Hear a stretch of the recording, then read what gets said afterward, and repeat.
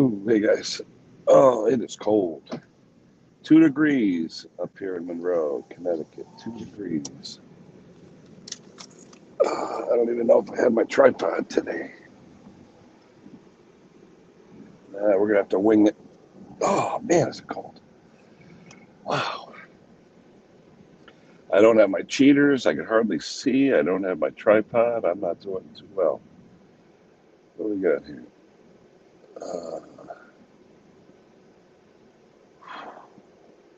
Let me look at back up in the chat. We got Luke. We got Gary. What is it? Oh. I thought I was crazy for coming out in this weather. Thank you. Oh, I'm sorry. It would help, right? Thank you. She's wearing a scarf. She's wearing a scarf inside the building. That's how cold it is. Oh my God. It's crazy. Thank you, dear. Oh. Yeah, she's all dressed up with a scarf and mittens, and she's in the building. It is cold. 2 degrees up here. Crazy. Let me see who else we got else in the chat. Head of YouTube. I wish I had my cheaters. I'm not set up today. Oh, there's Gary. Leonardo Brazil. How are you, my friend? Let's see. Who's on holiday? Gary? New project for Gary.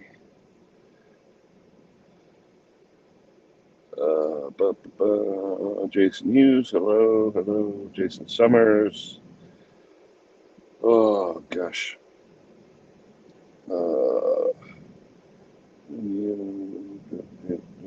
DK Dennis.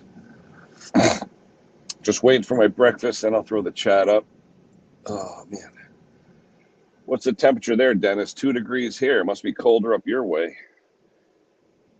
It is cold. 2 degrees. 2 degrees. 2 degrees Fahrenheit. What is that Celsius? Minus 17 Celsius. So minus 17. That's cold.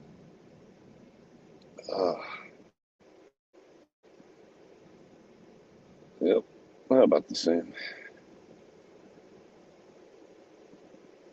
1,500. Where you at, Luke? How many you got? You close? And then we got our young friend Andrew. Hopefully he'll chime in, the newest addition to the small engine family.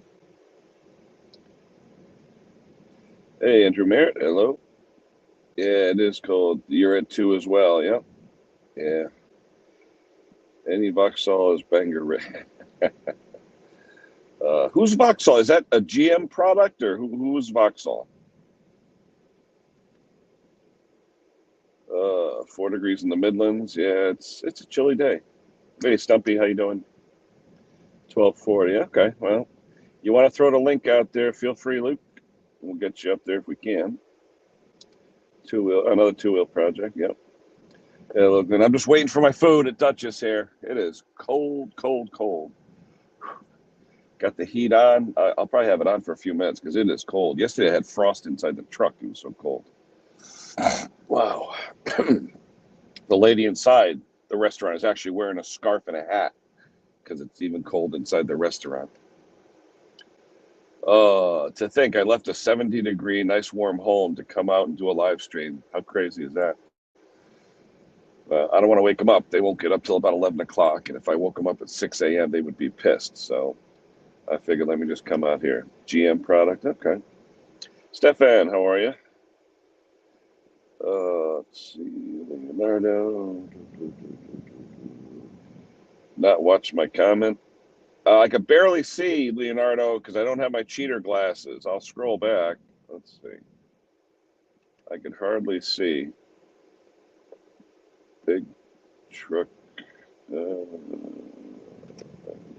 Yeah, but this truck I got for a hell of a deal. I paid probably 20% of what a new truck goes for. Remember, this truck is a 2006, but it's only got 68,000 miles on it, so I got a good deal on it. Yeah, nowadays here, there's people in the States paying upwards of $100,000 US for pickup trucks. They're crazy, but they do it.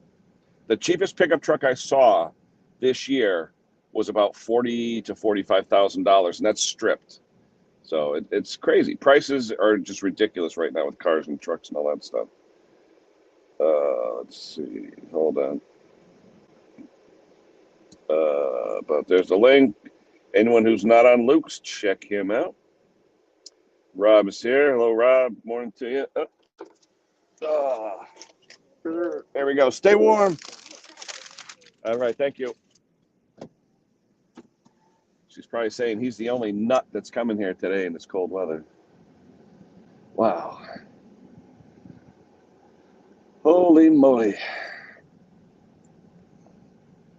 Actually, they have a spot here under the light. I wonder if that'll be better.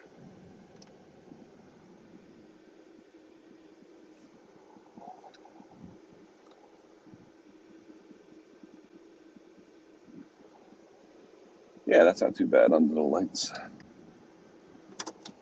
I'll keep the heat on for a few minutes because it is freaking cold in here. Simone is here. Hello, Simone. How are you, hon? Hope you're feeling better. Let's see. Vauxhall cars are banger racing. Everyone's saying hello, hello, hello.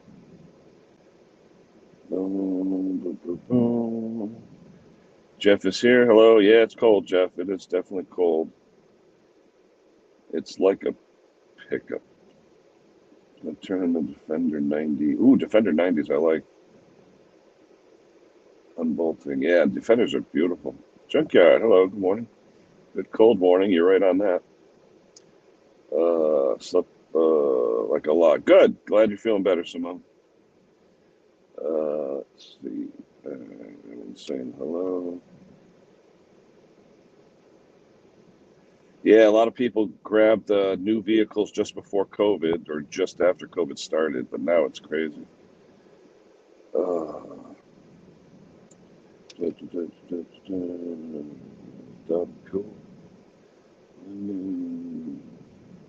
Bobby Boner. Hello, Klaus. Jason. 110, which is a vein. Yeah, I've seen that on, I think it was Wheeler Dealer, where they unbolted the back and all that stuff. Yeah, see, with the light on, it's easier to see, but I don't want to run the battery down. It's actually, yeah, let's see what happens. All right.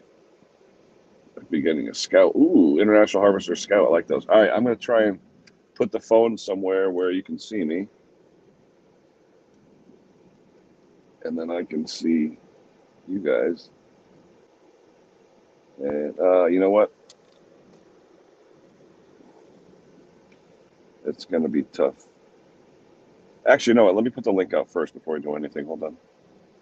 Guess, invite, copy their post.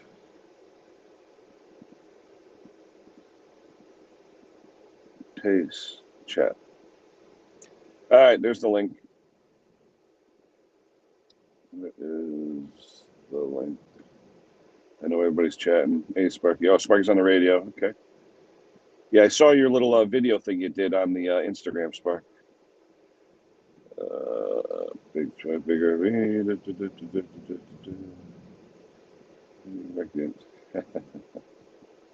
Yeah, everything's expensive too. Crazy expensive. Boats, how you doing, buddy? Well, I'm trying to stay warm in the truck. The heat's on, so that's good, but I got to turn it off in a second. I don't want to run the battery down. Tommy's here. Hello. Everyone's saying hello, hello, hello. Who's in the bottom? Me. Who's that? Jeff? Wave, Jeff, if that's you. There's Jeff. Hey, Jeff. Hey, Ken. It looks mighty cold out there. Yeah, well, I mean, inside here it's nice and toasty, but the lady inside the restaurant was actually dressed up in a hat and scarf. That's how cold it is today. Wow. All right, let me, yeah, it's 2 degrees, which is minus, what is that? Minus 17 Celsius. So it's a little chilly. You're making me not want to run that Jeep today. All right, I just shut the truck off. Let me see if I can set this. All right, that's good. Let me get my breakfast. My breakfast is gonna be cold in about 3 seconds. So, you guys can chat in the chat or come on up if you want. But I'm gonna start eating my breakfast because this thing will get cold in about 5 minutes. Well, you fast, then. Here at my favorite Dutchess. Cheers, everybody. Today we got Western omelet. Yesterday we That's had what we had the other day too. Yeah, yesterday we had pancakes. Today we have Western. Who's in the basement? We got DK Dennis. Morning, Dennis. How are you? Cold. Oh, it definitely is. Oh yeah, Definitely is. Today. Oh, I got a guy screaming at me. Oh, I need you to fix my generator. We got a big storm coming. I was like, dude, it's gonna be rain. There's not gonna be snow. Don't say that. What do they say for your areas though? In my area, they say it's gonna snow for 2 hours, then warm up and change to rain. So I'm not. I don't think they have any idea what it's going to do. Well, weatherman, best job in the world. You could be wrong every day. Yeah, but don't you wish you got paid like they do? Oh my God. I was chatting with someone yesterday and basically said, like for every $1 million of money they spend on technology, like what's the percent of accuracy that increases? About 0. There's probably subtle things, but probably to the basic person, we'd probably never notice. I think a lot of it they're so heavily dependent on the technology and less on their normal, skills that they, the guys did when back, in the 50s and 60s. Oh, I get picked by our weatherman. He goes on about, well, the weather, the forecast model shows this, but I think it's going to do this and it's going to do that, and it won't do this. Get earlier and earlier. The only reason I get earlier, Rich, is I get up early. I'm up at 4 or 5 in the morning because I'm usually in work by 5:30, 6 o'clock in the morning. So it doesn't matter if it's a weekend, I'm up. So, and then all my family sleeps till 11 o'clock. I don't want to wake them up. So I get out. I'd wake them up. No, that would be no bueno. Let's see. Hey, Klaus is here. Hey guys. Good afternoon. How are you? I'm good. Morning. I'm good. How are you guys? Good. How cold is it there, Klaus? It's about 6 degrees C outside. Wow, that's like summer. Yeah, compared to you, it is. Yeah. Inside the shop here, it's about 64, 65 F. Nice. So, nice. yeah. Oh, yeah, I doing tried a little. I was using my bead blast cabinet yesterday out in the shed, which is not heated, and when I was breathing on the glass, it was frosting over and turning to ice. Like as I was trying to do it, and I had to keep that makes it a challenge, huh? Oh yeah. I had frost all the in stuff here I was yesterday. touching was Just talking. Yeah. What's for breakfast today, Ken? Western omelet, home fried potatoes, rye toast, and a coffee. Oh, nice. Nice. Is it cold yet? It's getting there. Yesterday when I was doing the chat, I actually had frost started forming inside the truck. I had to turn it back on. Yeah. What was that? A gas powered or a diesel powered one you got, Ken? No, I've got a 5.7 liter gas. Okay. It's about 380 horse. Yeah. So it gets about 10 miles to the gallon, which isn't that good.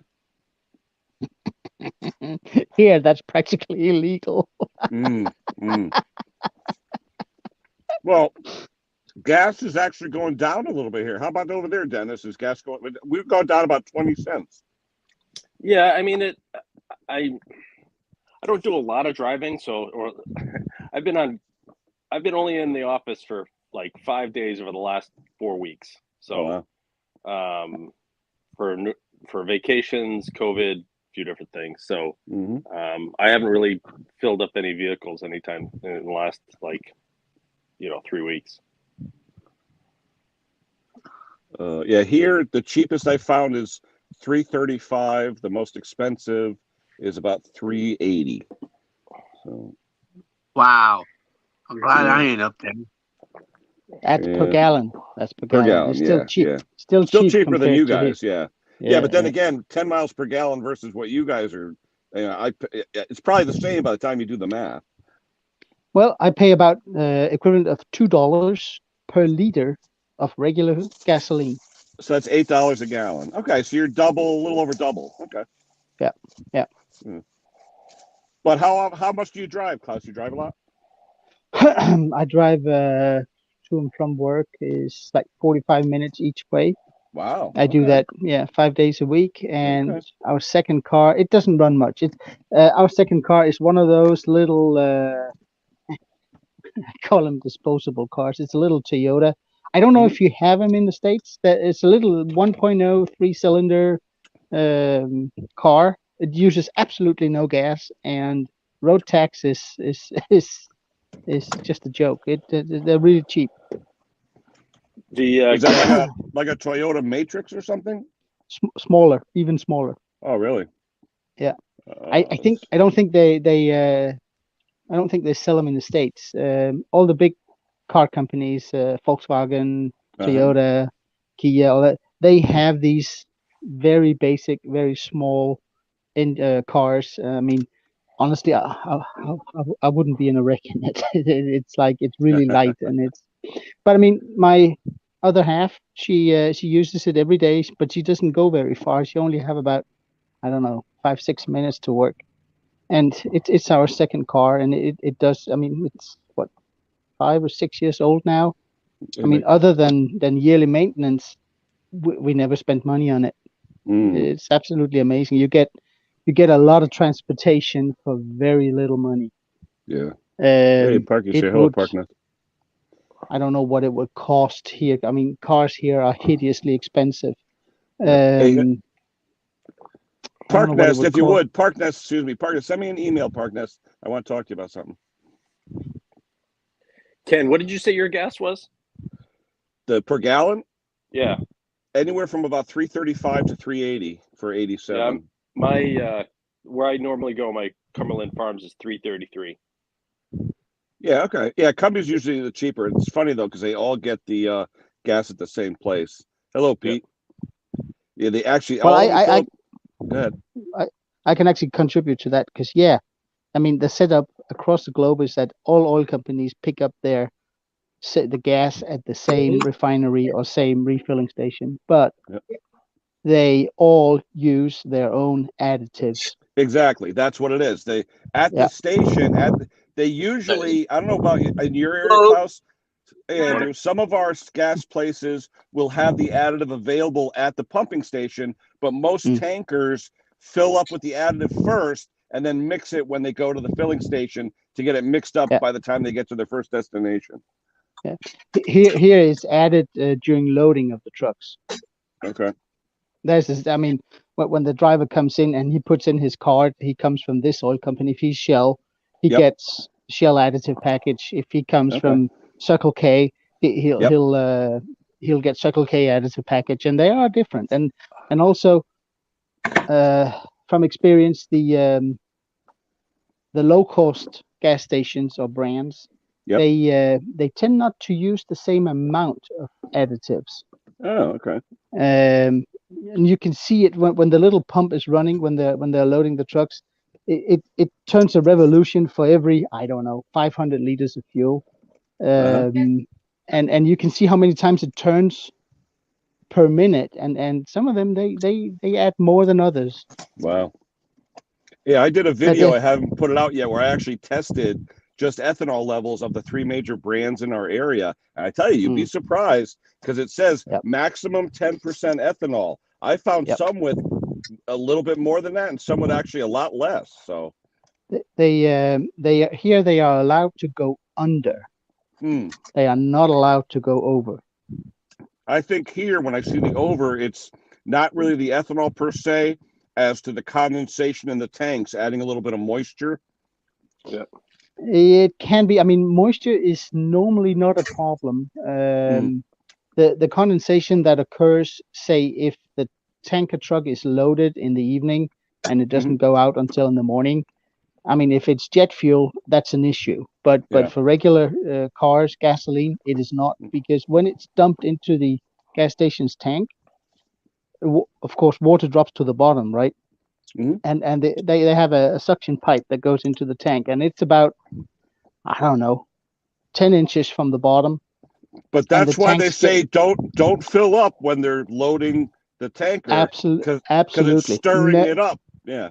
Never fill your car while the truck is unloading. Exactly. Absolutely. You'll definitely get water then. Yeah. Yeah. Or I think I've done it a few times, but I've never noticed any issues. Yeah. I know it all depends on how busy the station is. It's morning for most of us. Hi, Parknest. Yeah. Morning, Parknest. Shoot me an email, Parknest, later. Yeah, I mean, if I come to, I'm an ex-Shell employee. I'm an ex-Shell employee, so I can't say anything else than Shell. But even if I go to my local Shell gas station and they are offloading, I am not filling up my car. I just love how all of Shell's oil products are named after actual Shell names. Yeah. V-Power. V-Power, yeah. Well, no, the oil, like Rotella, Albania, all the different products are named after actual shells. I'm not familiar with such lubricants. No, but what Shell does marketing-wise is that the Rotella brand you buy in the States, it has a different name over here. It's the same product, same additive package, but it's just branded differently. Mm-hmm. But here, everything is named after a shell. You have Albania grease, that's a shell. Tellus, which is a shell. All different shell names. Tellus is a turbine oil, isn't it? Yeah. I think. Yeah. Yep. But yeah, you're right. They do that. But there's always been a difference between Shell Europe or Shell International and then Shell in the States, North America. They just do it differently. Was Shell originated over there or here? Shell was originally a Dutch company. Yeah. Okay. And they made their money from shipping from I think the West Indies back to Holland. Yep. At some point, they collaborated with the British, so now it's a British-Dutch company. Cool. I mean, it's I don't know, we all have our little quirks, right? Like my cars, they only run on Shell oil. I can't deviate from that. A little different with mowers, but my cars, I specify the oil that the dealership puts in my car. Well, I know around here a lot of the dealerships have those big 55-gallon drums where there's just like generic oil. So you got to watch what they're really using. In fact, they'll go out, they'll actually buy name brand oil and stock it just for people like yourself who want something premium. Yeah. No, but I mean, and there's people say, oh, it's the same because Toyota OEM Toyota motor oil is made by Mobil. Oh, okay. And all manufacturers they have certain brands of. Yeah. So they say that, well, you might as well buy Mobil. It's the same, half the price, Yeah. And no, it's not. Additive package is like the gasoline. It's different. Yep. I know my mother went to the Honda dealer. It was $8.08 a quart. Yeah. It's unbelievable. Yeah, because what difference would you notice? Peugeot use Total, Renault use ELF. If the package is different, what are you going to actually notice from like either? You're probably not going to notice anything. Yeah, you'll notice 5 years down the road when you have deposits. Something like that. If you have an engine that has a weak spot, like I have what would that be called in the States? A Corolla now, I guess, hatchback. It has a little 1.6 liter diesel engine in it, and that diesel engine is actually made by BMW. Something Toyota did in Europe because they're phasing out diesels, right? They want everybody to have a hybrid. So they made a deal with BMW that they would supply their small 4-cylinder diesel engines for a while, and they would get some hybrid technology.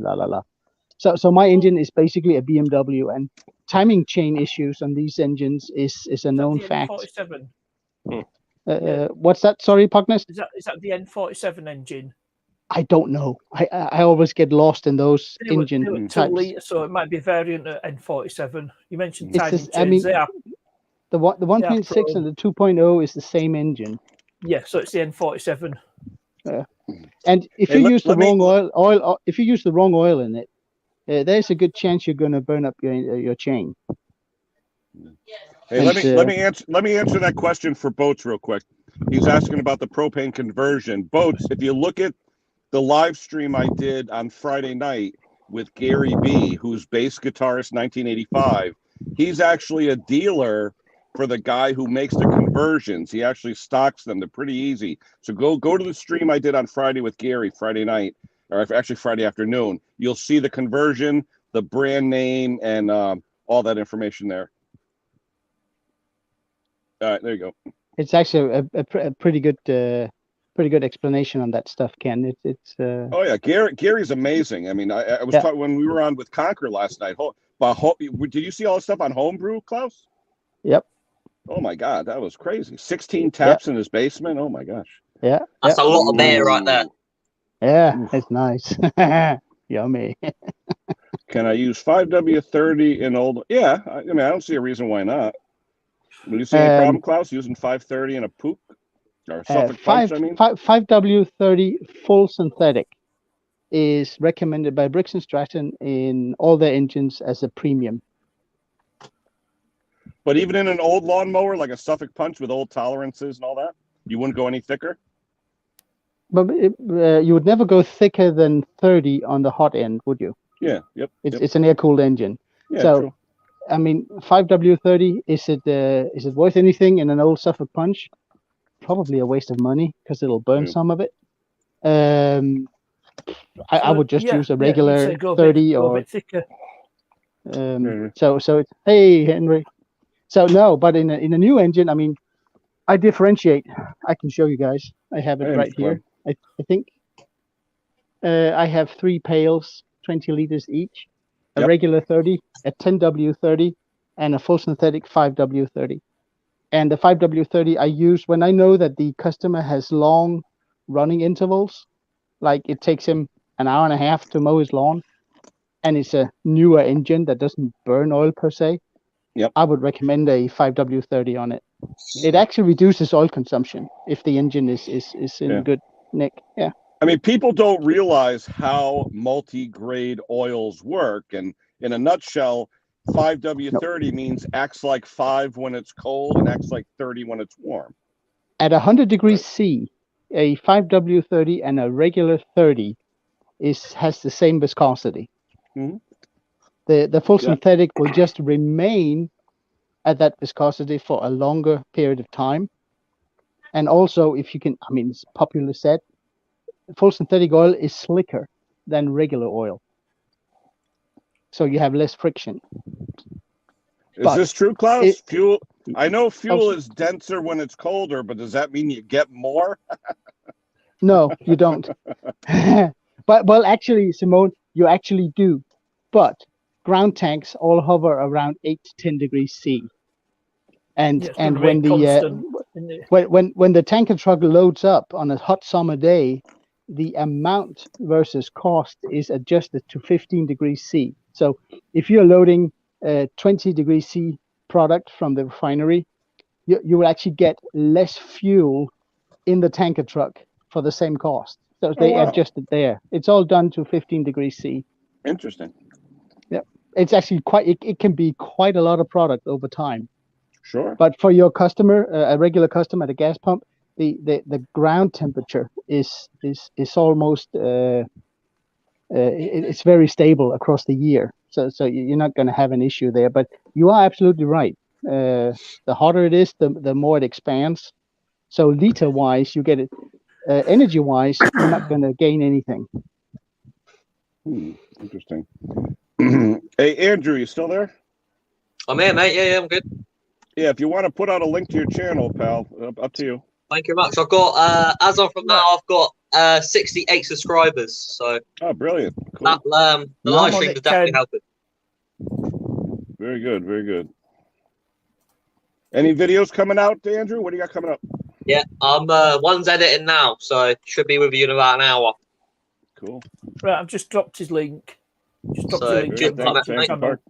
Yeah, it's part 2 of the streamer one. I want to get that done. So, Well, Andrew, what do you use to edit your videos? Just asking out. I use curiosity. iMovie. Yeah, you obviously with a Crapple. That's what I use. Yep. In editing software. And this does I've does actually work on Mac. I could install this on a Mac as there's an installation disk for Adobe Premiere Elements 2019. Oh, okay. But the one I got, it's got discs for Windows and Mac. Mm. Not I'd want to get a Mac. I tell you, Yeah, we're so talking I've about got oil. over- I have one customer. He'll say to me, "What oil did you put in it?" And I'll say, "I put 530." He goes, "Why'd you do that? I always put 1030." And I'm like, "Dude, it doesn't matter." No, it doesn't make it. No, it doesn't. Oh, this guy went It's, nuts. He wanted me to drain it out and put like 1030 in. I'm like, "You realize when it warms up, it's 30." It's And he like looks at me, and I was like, "Do you understand how multi-viscosity oil works?" Yeah. Yeah. No, but I mean, I have my personal mower is a Honda HRX with the GCV 190 engine on it. I have never used anything else than well, the first oil you put in it when it's brand new, I put regular mineral oil in it. Oh yeah, I put run it non-detergent in the first one to wear the rings in. Yeah. So and after 5 hours, it gets replaced. After that, it's only run on 5W34 synthetic. Mhm. I have when I mow my lawn, it takes about half an hour, a little longer if the grass has grown too long. Hot, cold, I have never had to refill it with oil during the season ever. Huh. It doesn't use anything. It kind of maybe it's because it only runs for half an hour. I don't know. Maybe it's the ambient temperature that's not high enough. But I have never had to top it up with oil ever. Hey, what's this junkyard saying? He uses a paste that detects water or something when he's filling up. Yep. Huh. They do once in a while. If there's any suspicion on water contamination in fuel tanks, heating oil tanks, gas tanks, boat tanks, you can get a little paste that you put on. You basically just put it on the end of a stick, dump it down to the bottom of the tank, and it changes color if there's any water at the bottom. When it reaches water, it changes color. Hey, question, Klaus. You said you had worked for Shell. What type of work did you do, if I may ask? I worked with HSE within tanker truck deliveries. That means from refinery loading bays out to the gas stations. Now, did you do the engineering portion of it, or what part of the thing did you do? No, a tanker driver. Oh, really? No. I wish. I wish. I don't have that skill set. No, I did the HSE part and the contractor management part. Health and safety. Yep. Oh, okay. Yeah, and contractor management here. Yeah. Well, EHS, HSE. Got his elf. What was that, Pognest? I didn't. Got his elf. Elf. Christmas stream with elf. Elf. Yeah. Yeah. So no, and then contractor management, making sure that Shell got what they paid for with tanker truck companies. Yeah. Safety culture, building, accident and incident investigation, all kinds of things. Yeah. I was going to say, Jeff saying straight. Where do you get straight 40? I haven't seen that in a while. No. It comes up once in a while. I see it. Yeah. I mean, maybe usually you can get if you get the sites that sells parts and stuff for really old cars, you can usually get it there. I think Gulf and there's a couple of other brands. Either Walmart or Tractor Supply sometimes. Yeah. Luke, it's early. It's not even my regular slot. I've now got 70 subscribers, so that's good. Beauty. Yeah, that's the one. I subscribe. Thank you, mate. Yep. Yeah, 71 now. Cool. But the funny thing is, Ken, you said about the non-detergent 30 weight oil. It's so difficult to get here. Is it? Oh, Yeah. I use There's it in only gearbox. there's only 2 brands that I've seen around here, and one of it, I'm trying to think of the name of it. Redline, I think it's called. It's a weird brand. I don't see it that often, but they only stock non-detergent and mineral-based. That's all they stock. Yeah, I think mine is. I think it's a British company made stuff. Don't even know if I have a bottle. Midlands. Is there something called Midlands, partner? Miller. Is it Miller? Yeah. Miller or Midlands? There's a Midlands. I've heard of a Midlands Miller's. before. Is it Miller? Miller's is good. I'd recommend Miller's all day long. Yeah. It's the local tool shop. They have it. I use it for gearboxes that holds oil, and if you can't find any information on if there's any yellow metals in there, I just use a regular non-detergent 30 weight as gear oil, and it because putting in gear. Yeah, Luke does the mowing all year long, because I guess he's a landscaper. But I thought landscapers change the oil a couple times a season due to the constant usage. They don't change it the whole season. I have guys coming in with me with 0 turns that use them 50, 60 hours a week. They want that oil changed every week. Yep. Wow. I mean, I think it's a function of how long do you want your engine to run at peak performance. Yeah. Do you have to change it every 50 hours or 100 hours, depending on? No, you don't. It'll still run. It'll still run good. But the wear inside the engine is phenomenal once the lubricity of the oil is cooked off, which happens once the additives break down, Yeah, and you guys know when you've been draining oil from a machine or an engine that's way overdue for service. When it's cold, it is thick as molasses, right?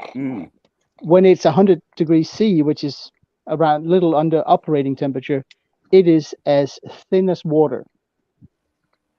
And there is no lubricity left in spent oil, particularly in a air-cooled engine. Air-cooled engines runs hotter than water-cooled engines, so they There's a cook off question for you, Klaus. Sorry, yeah. So in a nutshell, would you always use in any newer modes? Yes, I would, Mick. Absolutely. And I mean, today, if you're not picky about the brand you're using, just pick one that is a known brand. Don't go buy stuff you don't know what is. And I mean, sometimes the 5W. That's the most important thing. You have to spec the oil. Yeah, if it's full synthetic 5W30, it more than meets the spec required by Honda and Briggs & Stratton. And today, you can actually get full synthetic oil cheaper than the regular SAE 30 stuff here, because more people use the 5W30, so competition is higher. But can you put the synthetics in the older machines? I mean, old machines. You get a little bit of leaking. I found in the old seals, they like to leak with the thinner synthetics, in my opinion. I've heard that before, Ken. I have never experienced it. The oil will, to my knowledge, doesn't do any damage to the seal that wasn't there before. So is the oil thinner? No, it's not. It's actually the regular oil is thicker when cold. So I've heard that one before, and I'm still undecided whether it's a myth or if somebody has something concrete other than, I put this in and now it leaks. No, but it probably leaks because you never changed the oil early enough before, and now you get a high detergent oil in that cleans it up.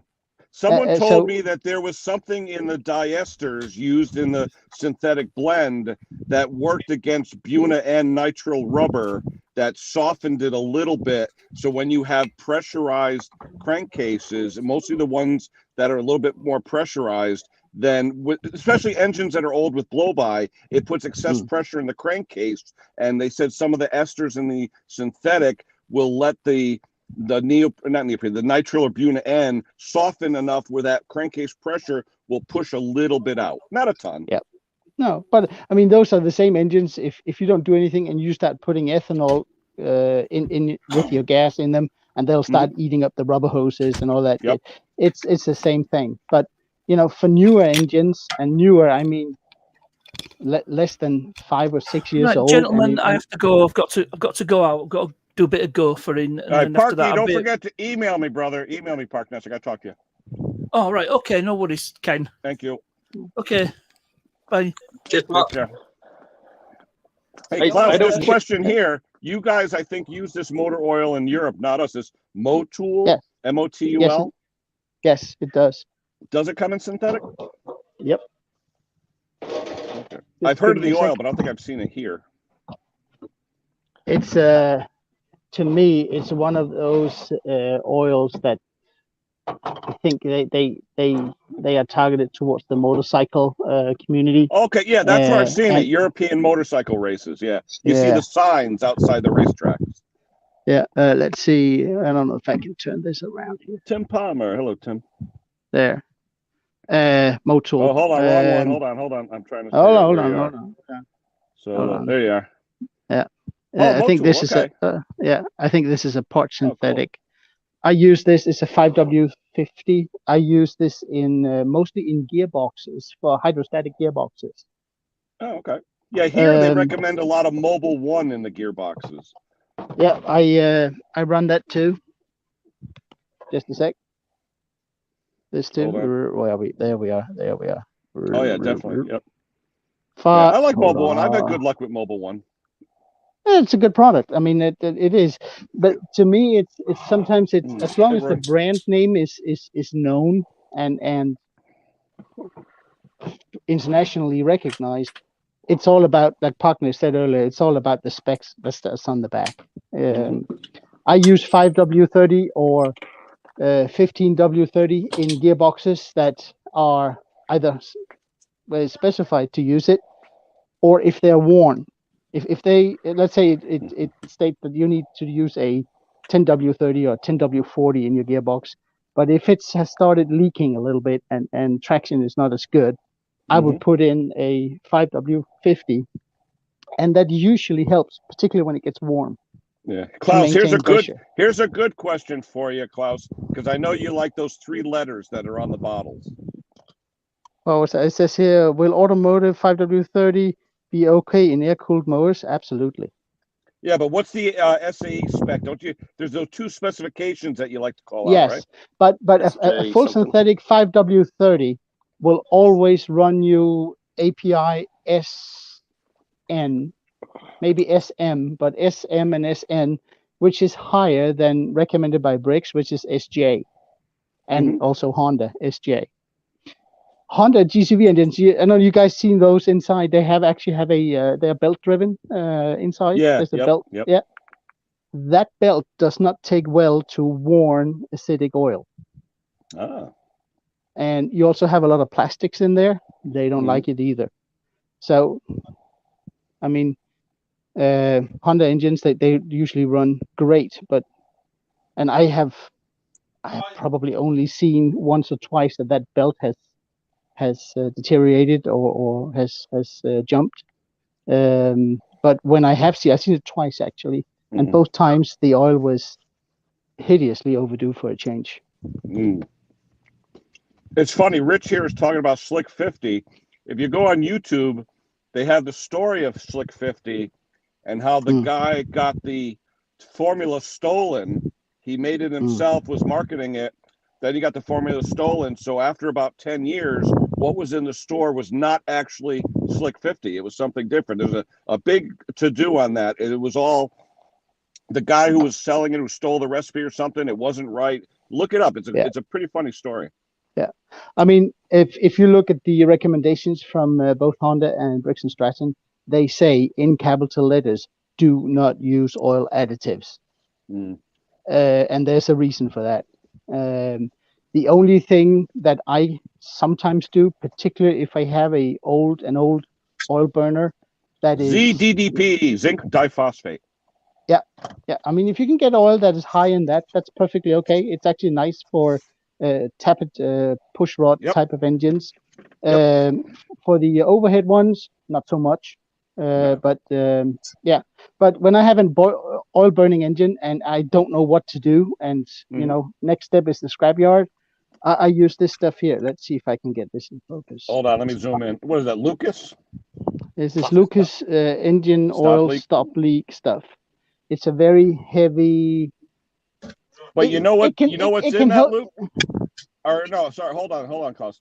I know a guy who works at Lucas, and I don't know if it's true or not, but when we were younger, I'm going back before you guys were born, when we had seals that were leaking in transmissions and so forth, you'd put brake fluid in, a little bit of brake fluid.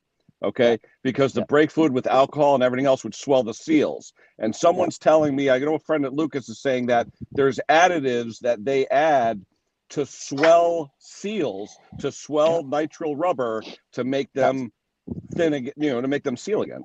Yeah. What was the growing up? I remember my dad bought an old Simplicity tractor, and when we looked at it, ran it, everything was fine. And then when the guy said, "Okay, before you pick it up," he goes, we paid him. He goes, "I'll service it, and then you can come pick it up on Tuesday or whatever."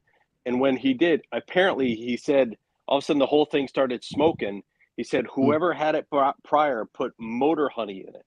Does anyone know what that is? I remember that. I remember that. Absolutely. Yeah. This was, I mean, Ken, this was, do you remember, I think it was an, I'm trying to think of it was in Shelton. It was a repair, a lawnmower repair shop in Shelton. They actually sold Gravely's and Simplicities. I'm trying to figure out what the name of it was. It's killing me now. But yeah, no, I remember my dad. So the guy, so it was smoking. So the guy's like, he goes, "It's gonna be late." He goes, "I got to change the rings on it, and do this." So we're like, "Oh, okay." So then he changed the rings. We had it for, I don't know, I don't remember how long, maybe a couple years or so. All of a sudden, the thing just died on me one day. He forgot to push over the tabs on the connecting on the rod. nuts. Oh God. So then the from what I remember, Cook, my dad had to then take it apart. I remember him sanding the crank a little bit to get, I'm assuming, to get some of the aluminum off. And then he rebuilt it. We had it for a number of years, and then he graduated. That was an old Broadmoor, an older one. And then he went and got a hydrostatic newer Simplicity Broadmoor that he was really happy with. So, but yeah, Tommy, I never found out what the motor honey was. I never knew motor honey. There's a company. I think that was from Bar Z. Used to make motor honey. It's a CDDP product. Yeah, and that stuff was like molasses. I remember that. It's a sink product. It's a lubricant. It reduces friction between the tappets and the camshaft. The problem is on an old engine that doesn't have pressure lubrication, it ain't going to help a splash lubed engine down there. Not much, no. But the issue, and I think I've never had it confirmed, but I think that's why Brick says don't put any additives in the oil, is because most of the additives you buy are designed for car engines, which runs at basically the same constant temperature range. Yeah. And then you come in with a little. Yeah, the same thing with marine oil versus regular, right? Marine, it's constant temperature. Especially the two-stroke oil. Everybody I know likes to go to the marine dealer because you could buy a 5-gallon jug of marine two-stroke for half the price of steel oil, and I'm telling them, don't do it. Okay, good luck with that. It's gonna burn up your chainsaw. Absolutely. Yeah. It's because the outboard engines or marine engines, they're water cooled, right? And they're constant.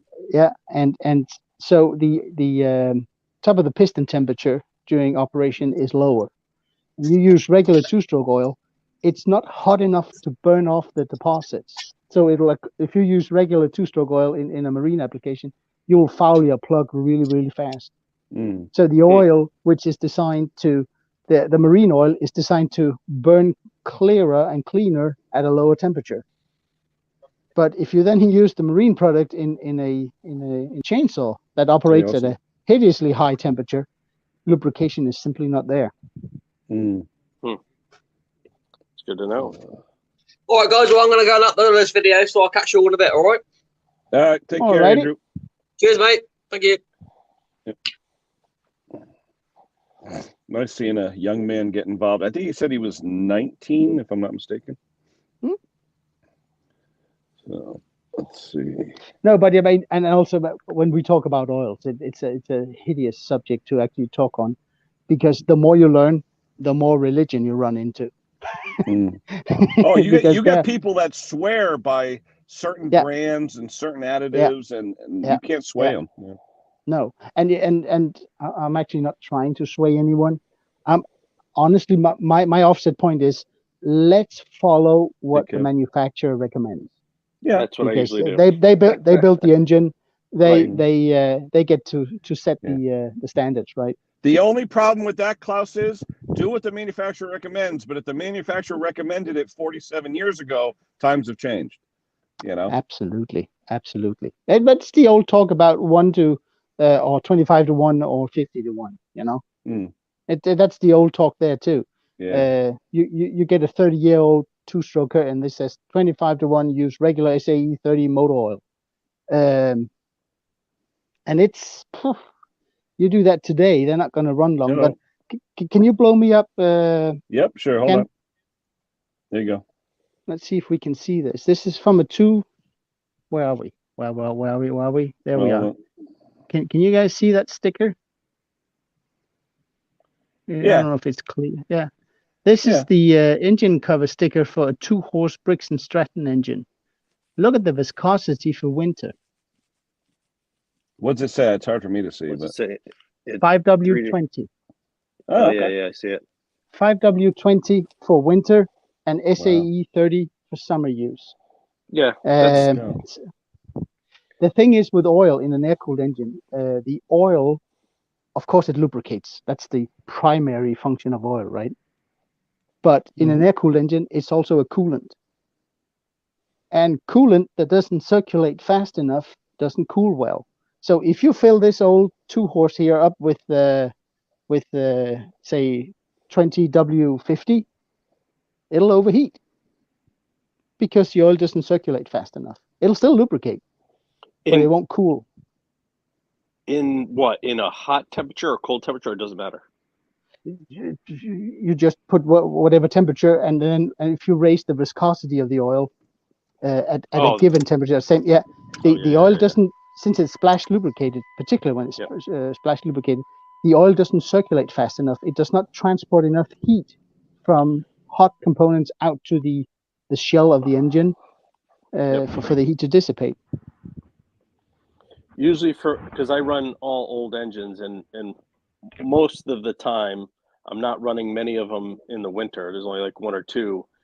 And on those, because I probably have, very few hours of on the oil, and it's a straight 30, I'll throw a magnetic heater on it to get it up to temp. And then just run it, because I can't afford to be changing from a straight 30 to a 530 when there's a strong possibility I may never even run the tractor at the cold temperature. So I mean, if you want something, I don't know what the price difference is with you. Here, a regular 1030 is actually cheaper than a regular or a single weight 30. So 1030 is cheaper. If it's the same with you, I mean, you can put that in, and you. That'd be fine year round. Yeah. I'm assuming. Yeah, particularly in winter, you'll save that starter and that battery quite a lot of work. Hey, here you go, guys. The temperature's going up. All righty. Whoa. Oh, you take that hat off, Ken. You're going to start sweating. Well, no, I started to see my breath, so I said I better turn the heat on. So what is that? 13 below Fahrenheit? 13 Celsius, -9 Fahrenheit. So it went up 7 degrees since I've been here for about an hour. Well, we're at 1 degree right here. You got your engine idling there, Ken? Yeah, I got it idling just so I can get some heat. It does put out good heat, though, this engine. Yeah, but don't forget to touch the accelerator from time to time. Yeah. There we go. You don't want it to wash the cylinder walls. Yeah, there you go. It's true. Yeah. Yeah, I don't usually idle for much of any time, to be honest with you. No. Big difference. I I was thinking, does any of you guys know about diesel engines? Any I've proficient been on driving, knowing much about them, no. Enjoying Okay. them and liking diesel, yes. that? Okay, but my Toyota diesel, it burns absolutely no oil whatsoever. I mean, we go to Italy every year, which is a 1,500-kilometer one-way trip, and then 1,500 kilometers back. It uses no oil whatsoever. But if I let it idle for half an hour, It'll start.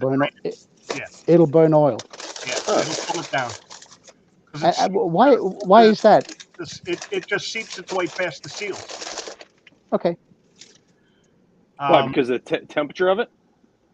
The diesels enjoy running cold. Yeah.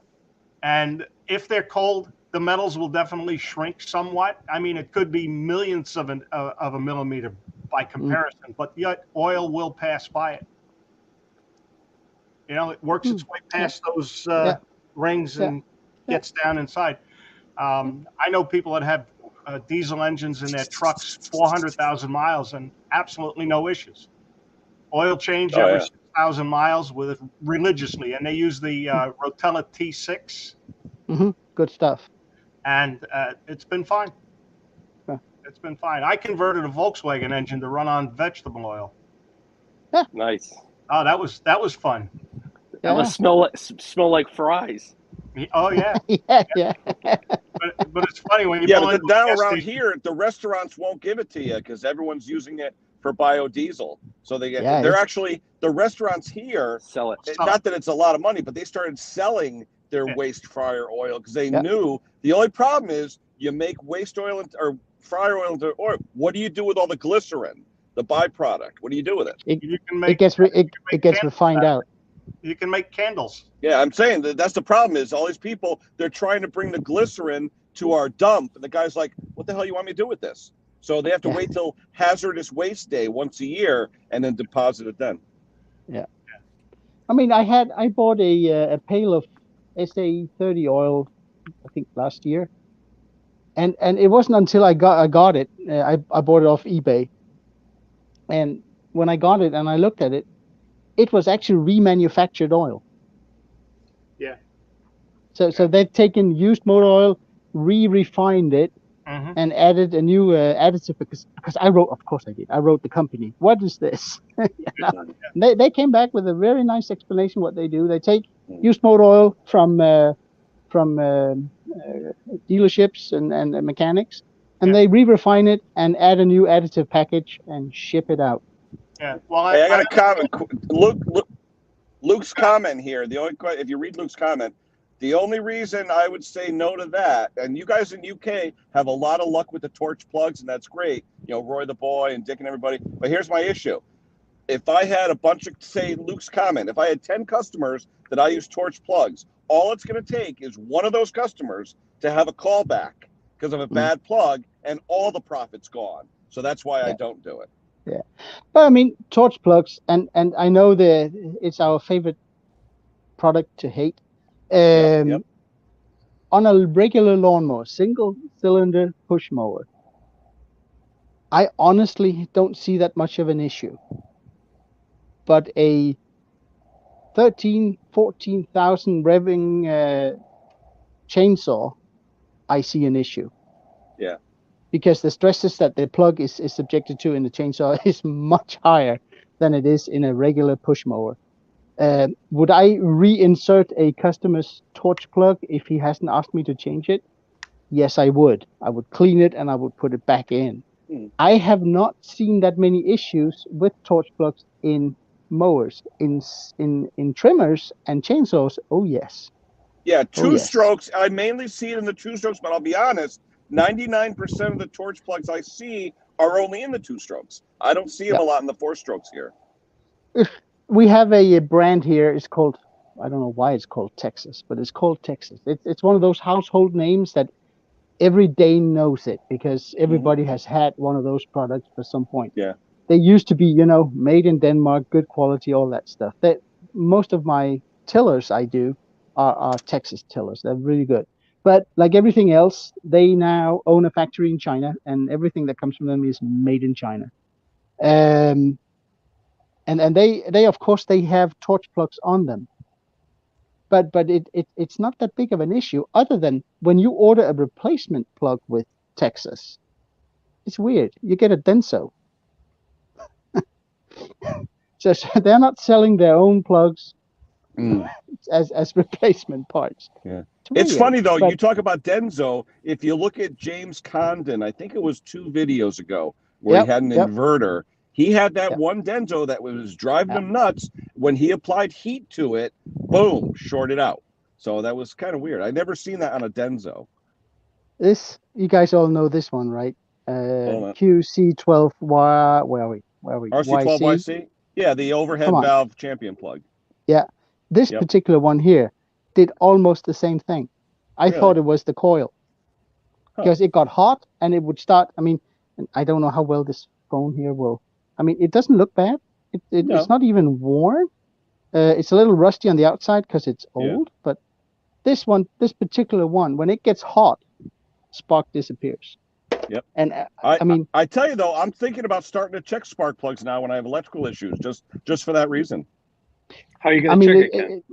Heat it up like Jim did. Take a torch, put it in a vise, give it a little heat, and see what happens with the resistance and continuity.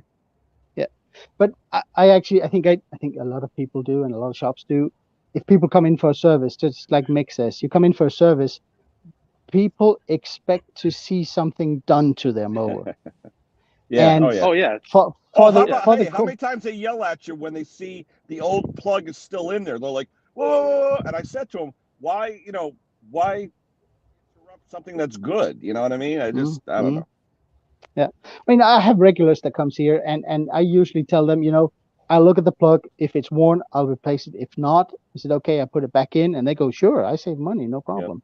Yep. My favorite was Bruce Pender last week, where he had a 1970 Tecumseh with the original plug, and he's like, you know what, guys, I'm cleaning it. Hey, why not? I released a Tiller video this Saturday, and part 2 will be coming next Saturday, I think. It's from 1981, 81. No, sorry, 2001. Sorry, 2001. That's still the original Briggs & Stratton Champion plug in it, and when it left the shop here, it was still in it. If it ain't broke, don't fix it. Yeah, but see what Luke is saying here. My dealer next door, right next door to me here, he sells Toro, big Toro dealer, and they use the torch plug now as a general because it comes with the Chinese engine. It actually comes with it. And what he does before they even prep it, they take that plug out and put a Champion or an NGK in, only because they've had issues with them. That's all I'm saying. Maybe it's because what's imported. I don't know. I got another one for you guys. I got to run real quick, guys. Sorry to interrupt. I got to run. Yeah, that's fine. Some stuff to do, but nice meeting you, and we'll see you guys around YouTube. Take it easy, Dennis. Stay warm. Bye. Take it easy, Dennis. He's up in Massachusetts. Okay. I read an article about NGK versus Champion plugs in Husqvarna equipment, trimmers, 2-stroke equipment. And it said that Husqvarna has determined that if you, instead of using an NGK, it comes with an NGK from the factory. If you use a Champion, you will get 200 RPMs lower output from the engine. Really? And that thing has been, running around my head for a year and a half now because I simply cannot understand why that is. Well, I'm wondering if it's maybe because of the way heat ranges are determined on the different brands, because some do it backwards. Yeah.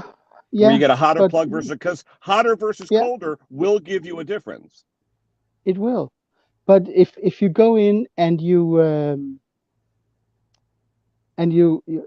have this spark plug cross-reference homepage. Have you ever used that? Yep. Yeah, and they're pretty good. And they will say that if you're using this NGK, you can use this Denso or this Champion or this and this. Mm-hmm. And of course, I had to try it. I couldn't determine anything. I couldn't tell. It was plus or minus 200 RPM. But and then I kind of figured maybe it's just a thing, Mm-hmm. And then I saw another article from Echo, saying exactly the same thing. And maybe you're right, Ken. Maybe the heat range is the only variable in this.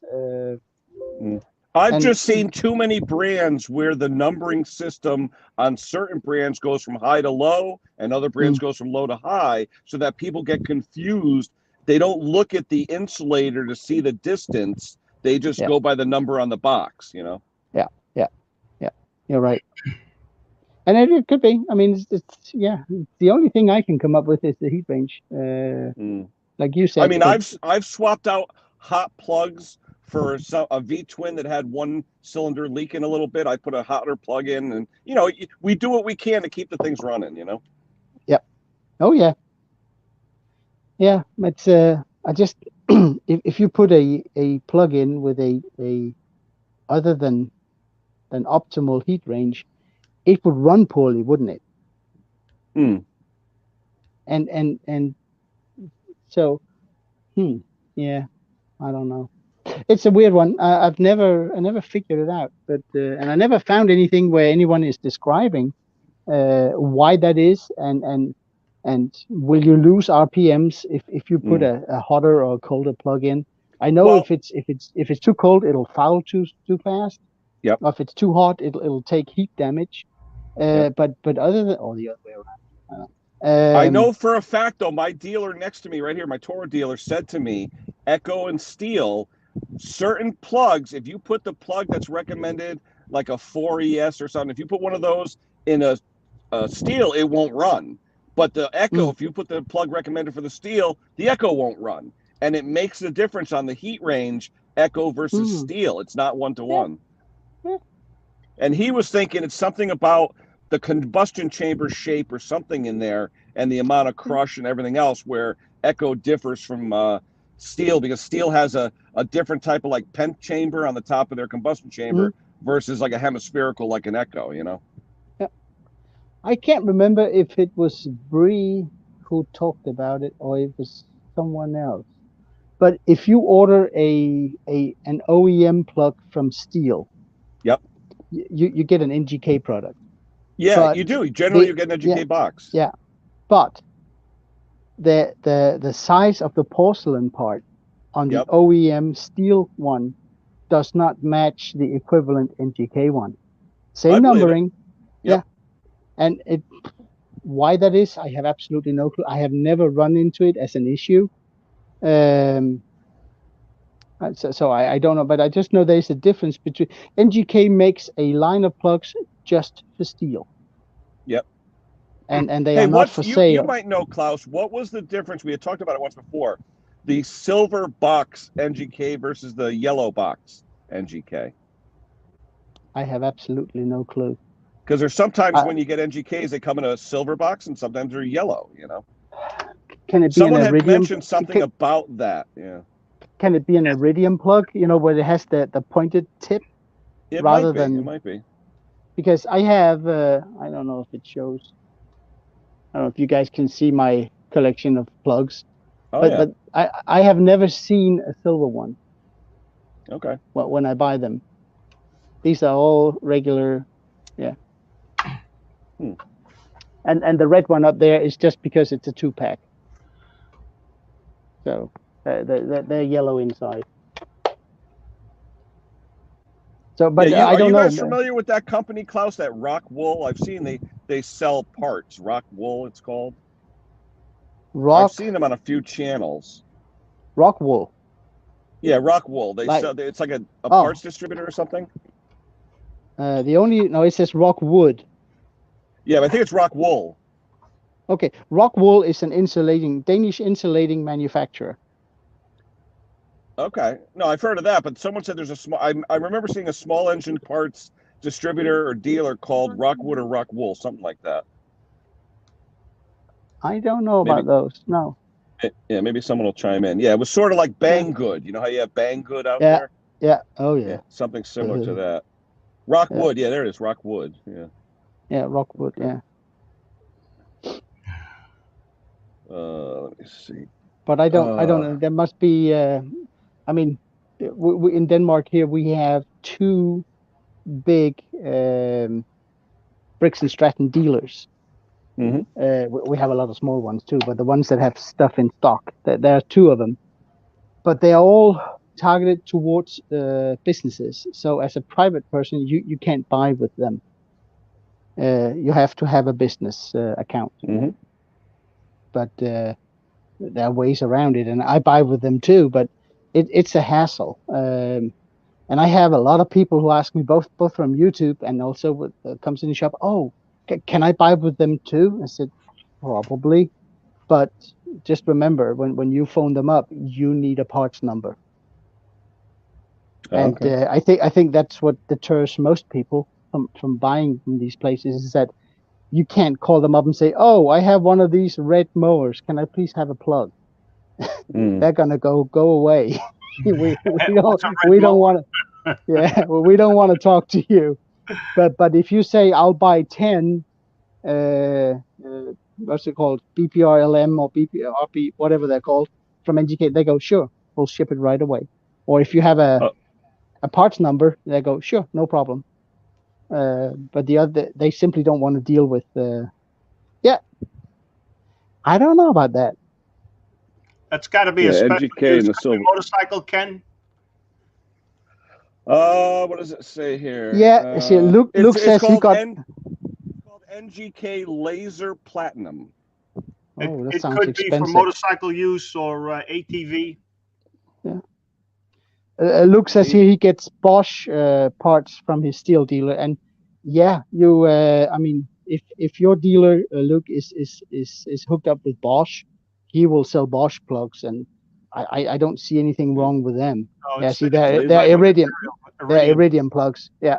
Yeah. That is a total waste of money to put into a garden engine small or garden engine. machine. Yeah, small. Yeah. It's only, we used to say, Klaus, here in the United States, it's only good for the cylinder number 7 in a small block Chevy, because that cylinder number 7 on a small block Chevy always had the air conditioner and fan box directly above it, so you'd have to take the wheel and the fender well off to get to it.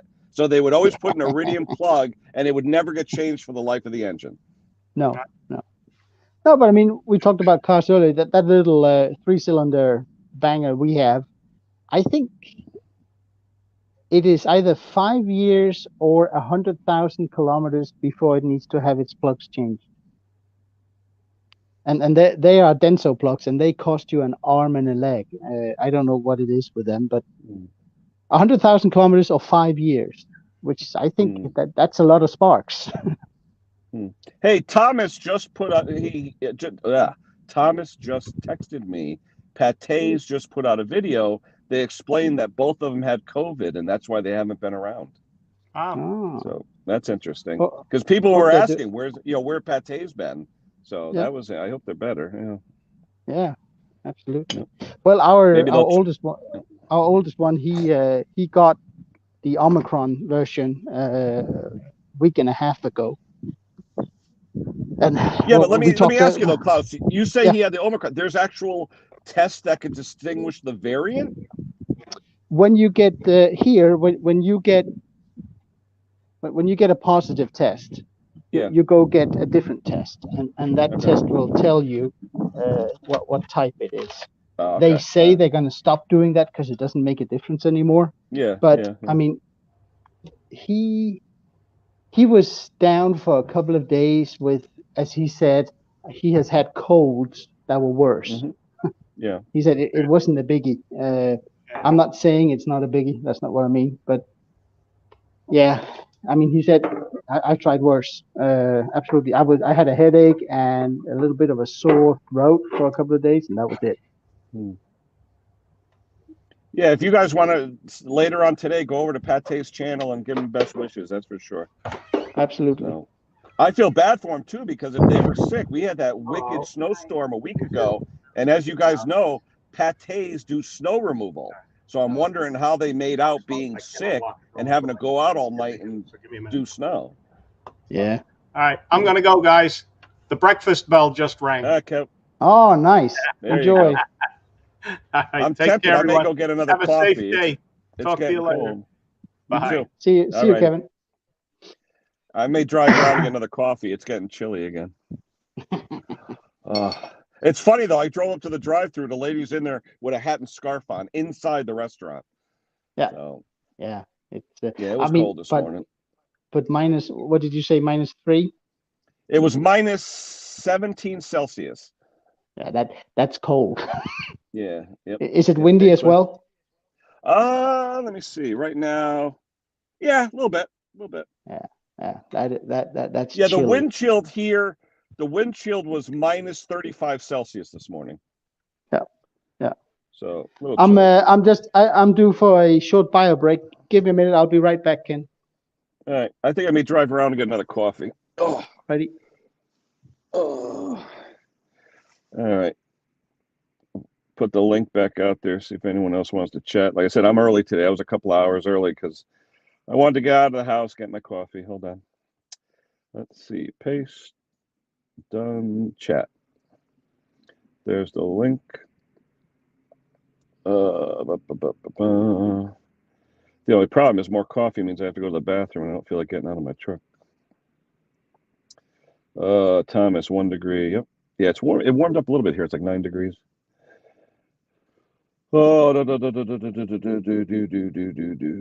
yeah, this cold weather here gets you really. I got a ton of stuff to work on though. I mean, I've got a generator today. I've got 2 snow blowers. I got a tractor. I got leaf blowers. A lot of stuff. We're getting snow today. Where is that, Thomas? Where exactly are you? Because I know we're getting snow. They said from 7 to 10 p.m. Then it's going to warm up into rain for the rest of the night and into tomorrow. So the ground is freezing cold. So we're going to have a skating rink like we had last week. We're posting on your stream. Yeah, I told one of them about it. One of the young girls there. I asked her if she watched YouTube, and I told her what my channel was. So we'll see. Oh yeah, actually, send Pate's best wishes. That's for sure. Oh, everyone's saying hello, hello, hello. Oh, Spartanburg. Ooh, snow in Spartanburg. Wow, that's not that normal. That's for sure. I wonder. I mean, normally I come on at 8 o'clock, so maybe they'll chime in shortly when it's 8 o'clock. Right now it's only 7:39, so I got another 20 minutes. But shoot. Actually, you know what, guys? I think I'm gonna get another coffee. But what I'm gonna do, I'll do it different this time. I'm gonna walk in and get a cup of coffee. So let me, because I gotta use the bathroom. You know what, guys? Oh, do me a favor, people. Anyone else want to come up? Because I am gonna get out of the truck, go to the bathroom real quick in Dutchess and get my cup of coffee. So I'll be back in a few minutes. So just chat amongst yourselves, guys. I'll be back probably in about 4 or 5 minutes. All right, I'll be right back. Let me see, Cam. There we go.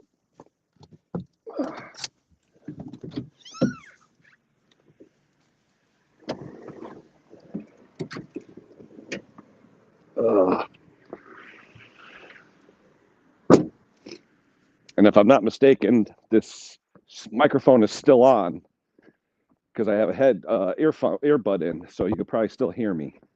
So if you hear the toilet flush, don't be disturbed. That's just me. Wow, is it cold?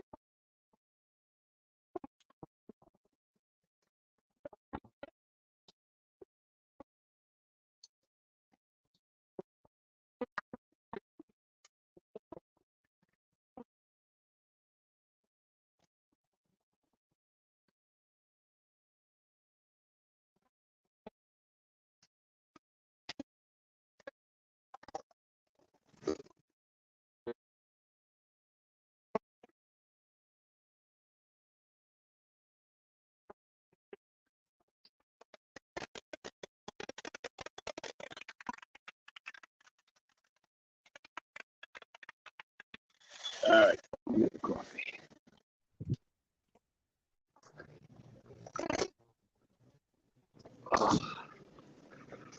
Hello. Can I get a large coffee, just cream? Oh.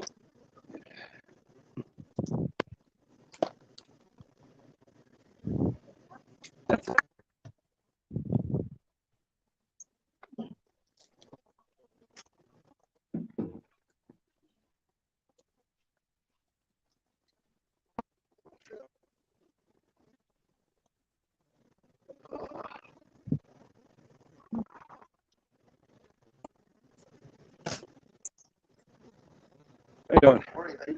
I'm back around for another coffee. It's too cold out there.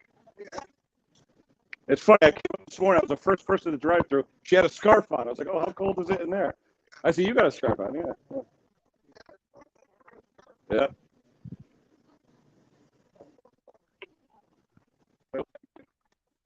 Yeah.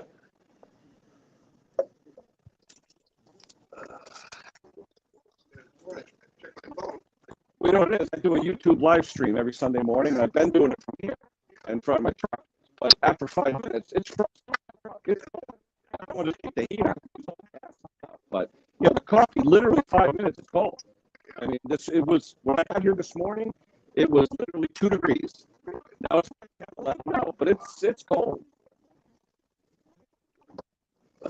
You're the only one place that opens at 6 a.m. Nobody opens that early.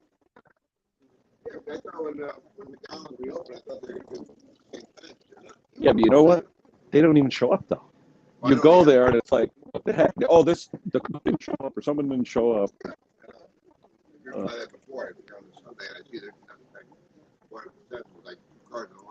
You talking the one on 111? Yeah. Yep. They told me, they're joking with me.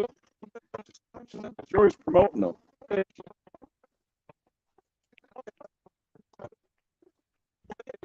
What the hell's the truck doing there for 3 hours? I'm doing my live stream on YouTube. All right. Take care.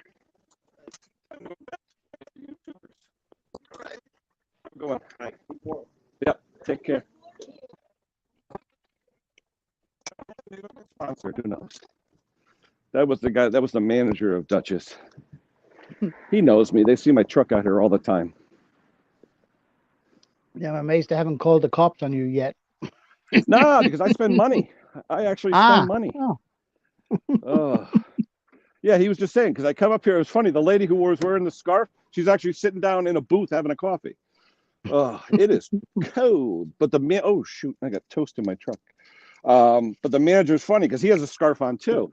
And I said, you guys are the only place open at 6 o'clock, because McDonald's and the other places, they're usually not open until 7. Oh, I got to turn the heat on. It is cold. Wow. Whew. All right, we're back. Let's see. Oh, who do we got here? Who's that, Henry? Henry. Hey, there we go. Good morning, afternoon. Good morning. Hey, no, I had to go to the bathroom because I couldn't take another 20-ounce cup of coffee without going to the bathroom. Yeah, I don't blame you. Hey, what do you think about the idea of having you and Klaus do a Q&A on spark plugs and oil, huh? Yeah, but hang on, Klaus probably is more versed on it than me. I mean, I just know what I know. I mean, I'm no oil engineer or anything like that, you know. Right. Understood. But same with generators. How much have you learned from people that have more experience? Oh, absolutely. Yeah. You want to see something stupid? Look what I did. Watch this. Look what I did. I go get my coffee. It's self-serve, right? And what did I pick for a lid? A soda lid. What the hell am I going to do with a soda lid? Drink it with a straw? Well, you got the other coffee cup, right? Oh, yeah. There you go, Henry. Good deal. Yeah, I can take the lid off the old one. Yeah, thank you, Henry. Oh my God. I'm looking, I go, what the hell am I going to do with this lid? I was talking to the guy, and I just grabbed the first lid they had there. It was a soda lid. Yeah. Focus on the task, Ken. Focus. Hey, at least I'm in park. That's the main thing. All right. Yeah, that's a good start. Oh my God, I couldn't believe that day. In fact, I told you guys the story. I got home that day. My neighbor comes running over what's the matter with the truck? Let me see the truck. I go, what the hell are you talking about? Yeah. Oh, I saw your video. I'm like, oh, geez, now boy. I got stalkers. But, Yeah. anyway, I told the manager about the tube. Maybe they'll watch. Who knows? But I said to him, I said, yeah, maybe you'll get sponsored. He just looks at me. I go, maybe a free cup of coffee? Because he said, I go, didn't you ever wonder who that stupid guy is in the silver truck half of Sunday morning, for 4 hours? He goes, yeah, we always wondered about that. Hey, it's still 0 here in this area. It is still 9 degrees here, which is minus 13 Celsius. It warmed up, though. It was 2 in the morning. Yeah, for you, but for me, it's still 0. Yeah, well, you're 40 miles north. Yeah, you're cold. What are they saying for you tonight, Henry? All snow or changing over? Well, rain mixture, yeah. Yeah. So we'll see what happens. Let's see. Did you guys hear me when I was in Dutchess? Yeah, you were breaking up. Oh, okay. Yeah, because the brick building. Let's see who else is here. Hold on. Luke was saying it's going to be my piss stream. I wonder if you heard the toilet flush. Because I was in there, and they didn't have paper towels. They have one of those air machines. Yeah. So, let's see else what we got here. But definitely, I should have shares. I wonder if Dutchess is privately held. I never looked at that. But the guy was cool. He goes, "We appreciate your business." I said, "Yeah, who the hell else is going to go on 2-degree weather at 6 in the morning?" Yeah, I didn't even go out to breakfast today. No way. Well, I said the only reason I did that, I was literally up at 4 o'clock because I actually got a text from work. They text me all hours of the day or night because they still think I'm on third shift. I haven't been on third shift in 10 years. And I got a text about something, and it was like, leave me alone. So I was up. I've been up since almost 4 o'clock. So yeah, I got a ton of work today. I mean, one of my guys I work with. He's got a generator that the needle failed, and a champion generator, and it hydro-locked the motor. So he's afraid he's going to lose power tonight in the storm. Because what happens here is when the rain comes, the ice on the trees, the trees fall and you lose power. Because we have a lot of power lines external, with the poles. So the trees come down and take the lines with them. So how come it's not? I mean, you're not in earthquake country, right? No. But we have hurricanes and tornadoes, Yeah, but the problem is here, Klaus, most of our property here is above ledge. So they would have to blast the hell out of everything to run underground power. Okay. That's the main reason. It was just very costly. I mean, new developments here, I think the code now is to run underground, but it costs a fortune because you have to blast through rock just to get your trenches. Yeah. Right. No, but I mean, where I live, I have an old house. It's from 1953, 54, something like that. And we were the last street in our town to where they took down the poles and the wires and they dug it in. So nothing is above ground anymore here. Yep. Yeah, it's nice to not have the wires, but if they're already up and you're paying so much for delivery, if they start taking them down, they're going to charge you more to put them in the ground than it's worth, Yeah. Oh yeah. Big John. Yeah, John's in the chat. I wonder why he's not up. He's probably half naked still. Yeah, John, get dressed, will you? Yeah, so I had a brother-in-law to my previous marriage that worked for Mobile, and he was an engineer for Mobile. Hold on, folks. I could see where all that, engineering and chemical differences and all that, really pay off because, like you said, the air-cooled engines run hotter, and you need something to keep the oil cooler. Not like a car with the, you got the coolant going through the motor, But I mean, it's like fuels today, right? In the old days, if there was a little diesel in gasoline or a little gasoline in diesel, who cares, Yeah. Well, today it is so. I mean, the margins are so narrow that they are. When you see a tanker truck, it has compartments inside, right? Yep. Between 4,000 or 6,000 liter compartments. They're actually taking into account that and most of them are gravity-fed deliveries. So they just open a bottom valve and whoosh, everything goes in the tank. Mhm. But the runoff from the walls inside the compartment is taken into account for the next product type that comes in. Really, just because of laminar flow and sticking to the sides? Yep. When wow. talking about, I used to deal with it when truck drivers, we used to call them cocktails, but their product. Yeah, they call that. That's what, Luke. That's a film strength, right? Film strength, the ability to grab onto the walls or something. Yeah, but I mean, when a tanker truck driver made a mistake and accidentally put in, the wrong gasoline type in the wrong tank or diesel, all that. Hey, Bo. And if you ask Volkswagen, they will say that anything over 0.25% contamination of gasoline in diesel, they will not guarantee the pump to be damage free. Wow. 0.25%. That is absolutely nothing. Yeah. And that's because in the old days when diesel were full of sulfur, it had good lubricity. It would lubricate the pump and all that. And now they're taking out the sulfur or reducing it. And there's environmental requirements, blah blah blah. So the diesel quality in terms of lubrication is not as good today as it was back in the day. Well, isn't that also too, Klaus, why they are frowning upon people that do the home fuel oil in their trucks back and forth? Why they color it and why you get fined if you use it the other way? It's because of taxes. Okay. I mean, heating oil and diesel oil and take out the additives, but heating oil and diesel oil is the same product. Yeah, number 2 fuel oil, right? Basically. That's why they say if you run out of fuel oil in the house, you can go get diesel and pour it in there for the time being, Yeah. But it has the sulfur, so you may get deposits. Yeah, well, but I mean, Klaus? I mean, additives is for lubricity, cleaning, tons of things it does. Yeah. But in all, it's the same product. But when you have I mean, diesel engines today, the pump runs at a horribly high pressure, and it is to the point where if you get an air bubble within the pump, it'll ruin the pump. Because the air can compress, the fluid cannot. Yeah.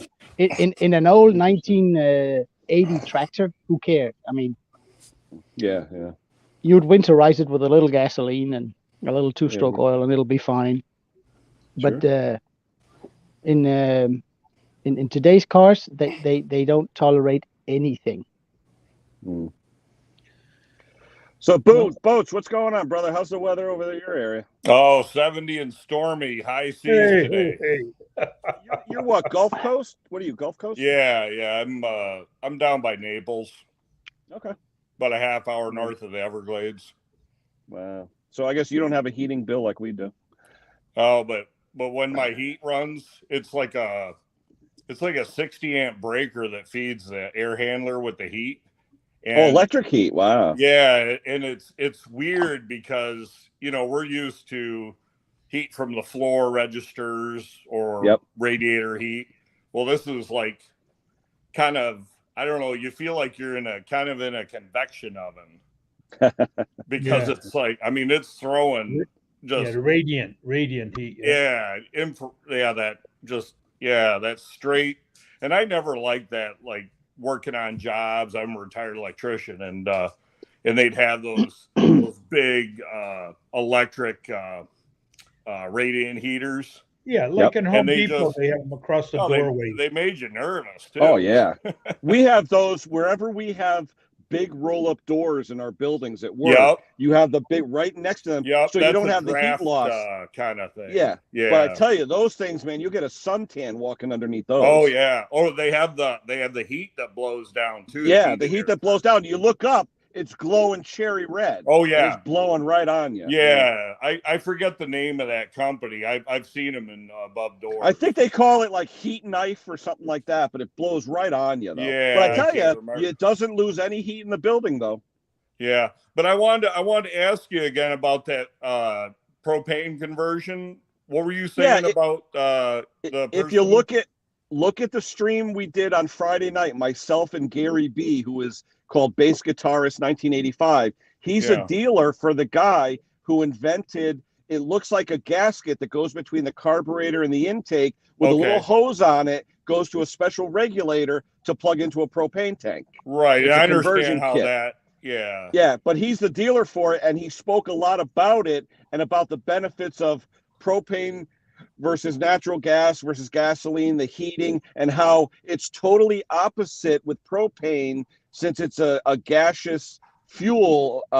You don't use the liquid in propane, you're actually using the gas portion of it, and how rich and lean are opposite of what gasoline is. So when you put more fuel in, it actually is called lean, not rich. And when you're rich in propane, it runs hotter versus in a gasoline engine, when you run lean, it gets hotter. So people have to worry, that's why you need the exact regulators that give you about 11 inches of water, which is about a PSI and a half, because you have to have the correct regulators and the correct diaphragms. In fact, the diaphragm was like 11 inches in diameter because of all the volume you need, because less BTU per pound with those fuels, you got to use a lot more. Right. So he was saying how like a 20-gallon gas grill tank on a 7,500 watt generator is only going to last you about 4 hours. So he said you really want, and in the wintertime, since you need the gas, you need it to make gas in that tank, the small tanks are not good for sub-zero temperatures because it won't make enough gas in the tank because it's too cold. That's why they work great in the summer, but little tanks don't work great in the winter. Right. So I remember trying to start a grill in the winter. He's recommending 100-gallon minimum tank if you're going to keep it outside using it. Well, yeah, and I don't have a freezing condition down here, but the generator drinks 16 gallons a day under load. And that's a lot of fuel to that keep is going I mean and a lot to just have on hand. I have 5-gallon, like those race kind of cans with the flexible spout. Yeah. And then I put stable in it, the required amount, and then I get my gas from Costco. How many BTUs of generator you have? Oh, it's KW. It's 15 KW normal, and then it'll go up to 22K. For what kind of engine is that though, Boats? Is that a V-twin or an inline, or what is that? That's a Generac. Yeah. No, but is it V-twin? The V-twin engine? Oh yeah, with electric. Generac makes awesome engine. Now, when you get below, I was looking around, and I didn't want to go with something under like 12 kW, and all they had at the hardware on display was like these little, like, they're the Chinese versions of Generac. Yeah. And then the one guy, I'm like, hey, do you got anything bigger? And he goes, I think we got something in the Connex trailer outside, because they keep like stuff out back, because they're a huge grill dealer. I mean, they have the biggest grill display of, like, I mean, these are the hoity-toity of grills they have in this hardware, and it's more like a department store when you go in this place. Now, are you talking like Viking grills, the real expensive ones, like Viking? Oh, they have Sub-Zero and all that. Oh, they have. I forget all. They're like, yeah. My wife's cousin bought a Viking grill, gas grill. It's about 6 feet wide. I think it was $20,000. Yeah, they had a $2,000 Weber setup in here. Yeah. But anyhow, so the guy goes and he looks and he goes, hey, I got a 15 kW, and I'm like, awesome, because I got to run my air down here. I can't. Oh, definitely. You can't. Well, you actually, can't just shut your house up and weather the storm without air. We talked about that. Look at the stream we did Friday, Boats, because he actually talked about startup capacitors and how most 7,500 watt generators will not have enough juice for the compressor to start up. It'll run it, but it won't be able to start it because of all that. Like in my house, my lights dim for a second whenever the compressor starts. Yeah, the only the only thing that I can't run is I don't think I would run my oven. Okay. But the on-demand water heater that's two pole 40 amp breakers feeding it with number 8s. Wow. That sucker's it pulls. Well, that's like a dryer, right? That's like a clothes 80 dryer. Oh, the dryer's only I could run the dryer. That's only a third on a 30, but it runs about 20 amps.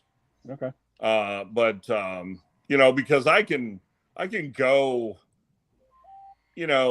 I'd say I go up to 80% of the full load, and run it comfortably. The only thing is I bought a already molded cord, 50 amp cord with that it has that special pin that sticks out, and it's got a big twist lock commercial industrial plug on it, I forget that there's 2 different names for those. The one that has the 3 pins and the one that has the 4 pins. Yeah, this is 4 and it's 50 amps, and it's like a range plug on the other end that goes in the generator. Well, that molded, I knew better as an electrician that you buy something that's molded and it just didn't feel right, like it didn't feel like the heavy duty I'm used to in the past, making a cord yourself. And it gets hot at the cord ends. But for that kind of kilowatt though, shouldn't you use like a 6 gauge for the cord? Oh, it is. It is. Yeah. Oh, okay. Oh yeah, it is. Yeah, it's a big cord, but I don't think it's it says it's copper, but I don't believe it. Oh, really? What do you think it is? Aluminum? It feels a little light. Oh, okay. And the connector just doesn't feel like a good Hubble or Leviton connector. It's a different brand. Yeah, we actually Harvey Hubble literally was 6 miles from my house. Was the Harvey Hubble headquarters in Bridgeport, Connecticut. Oh, Hubble, yeah, Hubble is now number 1. Yeah, now everything's made in Puerto Rico. Oh yeah. Yep. Oh, so the quality isn't the same. Probably. My grandmother worked for Hubble from 1942 to 1970. Man, she actually made connectors. That was I installed a lot of 480 volt Hubble connectors for welding drops when I was an industrial electrician. Yep. Yeah, around here you had 3 major electric manufacturers: General Electric, which was headquartered in Bridgeport. And then you had Bryant Electric. Bryant made a bunch of stuff. Oh yeah. And then you had Harvey Hubble. Yep. Oh, Bridgeport, the area that I'm from. You're kind of the Electra Mecca or whatever. Well, the Bridgeport area here, Henry can attest to. Years ago, when you got out of the war, like World War II, depending on where you lived, that's where you worked, because everybody either walked to work or took a bus to work. Right. And if you were a veteran, like my father, when he got out of the Korean War, he went and basically went to Sikorsky, where I work now, but the Bridgeport plant, and because he could take a bus there, and he started working there. But then he someone said to him, why don't you join the utility, the electric company? They were looking for linemen. This is back in 1956. And literally he went there and they did lineman school. They didn't have trucks. They had spikes and 150 pounds of gear. And you had to do a test where they saw how fast you can get up the pole. And that's what determined whether you were a lineman or not. And that's why all of them look like pro wrestlers, because, I mean, they were built like wrestlers. Oh, yeah. You're bringing 100, 200 pounds on your back with spikes running up 60-foot tall poles. I did a little bit of it when I was still in the Navy Reserves, and I did a little when I was apprentice electrician. I was trying to get into the Seabees and get away from the fleet in reserves because they didn't really do anything. Oh, I tell you, I love watching the specials on the Seabees. Those guys were crazy. I got to climb the pole. That was pretty cool. But but when I was in my apprenticeship, they took us to Clay Avenue Consumers in Grand Rapids, and they showed us what 5,000 volts does through a pinhole in a glove. And then they showed us what 5,000 does to a hot dog, and they showed us all time lapse of electrical burns, how it cooks you from the inside out. Yep. Your blood boils. My father had 2 guys. Right. My father had kind of like a microwave effect. Yeah. But my father had 2 friends die because of that. And to what you said, Boots, one of them had a pinhole in his glove. And the reason he got the pinhole, he had glasses on, some kind of glasses, and he went to go scratch his face, and it caused a little pinhole in the rubber. Oh, and yeah. He was working on That's all it 14,400, takes. and it boiled his blood. He just literally turned purple. Yeah. That was it. You gotta blow up those gloves and check them for leaks. Yeah. Yep. And also they got the gloves and 2 liners inside too. Oh yeah. They were starting to bring that in the electrician realm from the linemen with wearing hot gloves, doing live work. But I worked for the government at the last for the VA hospital up in Michigan, and we were, and it was in our PD that we didn't have to work on anything live. People don't realize, like you said, a pinhole will kill you. It's unbelievable. I've seen 480 blow up, and that's pretty scary. But when I saw that fire arc of the glove and the hot dog burn, and I'm like, there's no way I'm becoming a lineman. Yeah. Imagine what it does to your heart. Yeah. I know. My father also saw another guy, his friend. I'll never forget this. I was like 6 years old. He was in a bucket truck, which is insulated, but for some reason, I don't know how he got zapped, but he literally got zapped to the point where his body, just to say it crudely, exploded, where he was on a high tension lead. Oh yeah. And it went through, it literally, they said it boiled his blood and literally blew his body like you had 100 PSI of air in your body. Oh, it's voltage is just pressure. Yeah, that's what it was. Pressure. Yeah. It doesn't move. It's just pressure. But I remember I was an IBEW electrician up in Michigan before the VA, and I was on a peaker power plant job where they were doing these peaker generator plants to bring up power on the high tension lines when they needed it, and they were gas fired, and so I made a lot of money on that job. There was a lot of overtime, but anyhow, and it was a better scale than my local, so it was all around better. But I remember being in the yard after they started bringing the high tension lines into the yard to the step up transformers, And I've done everything from the underground, all the pulling 1 million cables through through manhole, and doing all this, and then you're in the yard and you can feel in the summer the hair on your arm just raising up walking underneath those lines. And it's an eerie feeling. It's funny, you talk about that EMF, electromotive force. It is there. When people buy houses that are underneath, people that buy houses underneath the high tension wires, I would never ever do that. Forget it. Though they talked about stray voltage in my apprenticeship too, where stray voltage is where where power lines run through like farms, and there was stray voltage that would come down the poles and into the ground, and with the cattle being there, and the cows were being affected by the stray voltage. Oh, they used to get shocked. I remember a friend of mine telling me about that.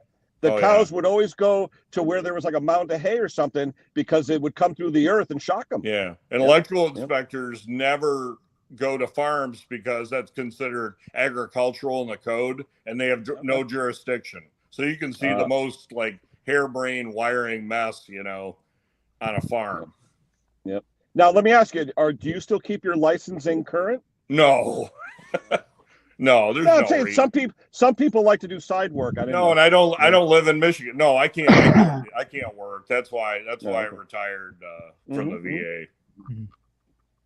Yeah, when I used to work in construction, we'd go into a high-powered room. We'd have to have these clips that we'd clip onto our wrists, and then we have to clip onto the wire tags. Ground it. So you didn't have potential. Yeah. And I mean, you could hear that voltage humming in there, Any spark from your body to that could really. Well, I tell you, static electricity hurts. Believe me, in my plant, we have a lot of, say, carts, if you will, and the carts are rolling. They're plastic carts rolling on epoxy floors oh my God, that's like having wool socks on a carpet. Yeah. You know, and you'd touch something, and literally a 2-inch spark would jump out of the wall socket to your finger. You know, Right. and you'd be You like, need bing, to- you can hear it. You need to hang a plumber's chain from the bottom of the cart to the floor. Just like the school buses and the fire trucks, right? Yeah. Scrape it all over the asphalt. Yeah. I forgot about that. Yeah, they do. Helicopters, they emit a lot Oh of yeah. spark too. Yep. Because when I used to work on a roof, same thing. You know, you have to be grounded because that's spark. Yeah. It put a hole the size of a 22 caliber bullet into the unit. Yeah, they told us that in the Navy. I remember when I flew on a helicopter. Yeah, we had to watch out when we were doing helicopter pics. You know. Yeah. Yep. Oh yeah. Yeah, it's crazy what static electricity and they think that it was static electricity that fired the Sidewinder on John McCain's jet on the Forrestal.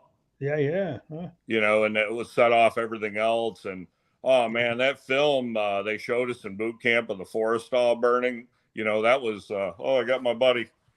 Can you believe she puts up with me? What is that, pulley? She's a golden doodle. A golden doodle. All right. Yep. She's her name's Josie, and she's 13 and a half. Can you believe it?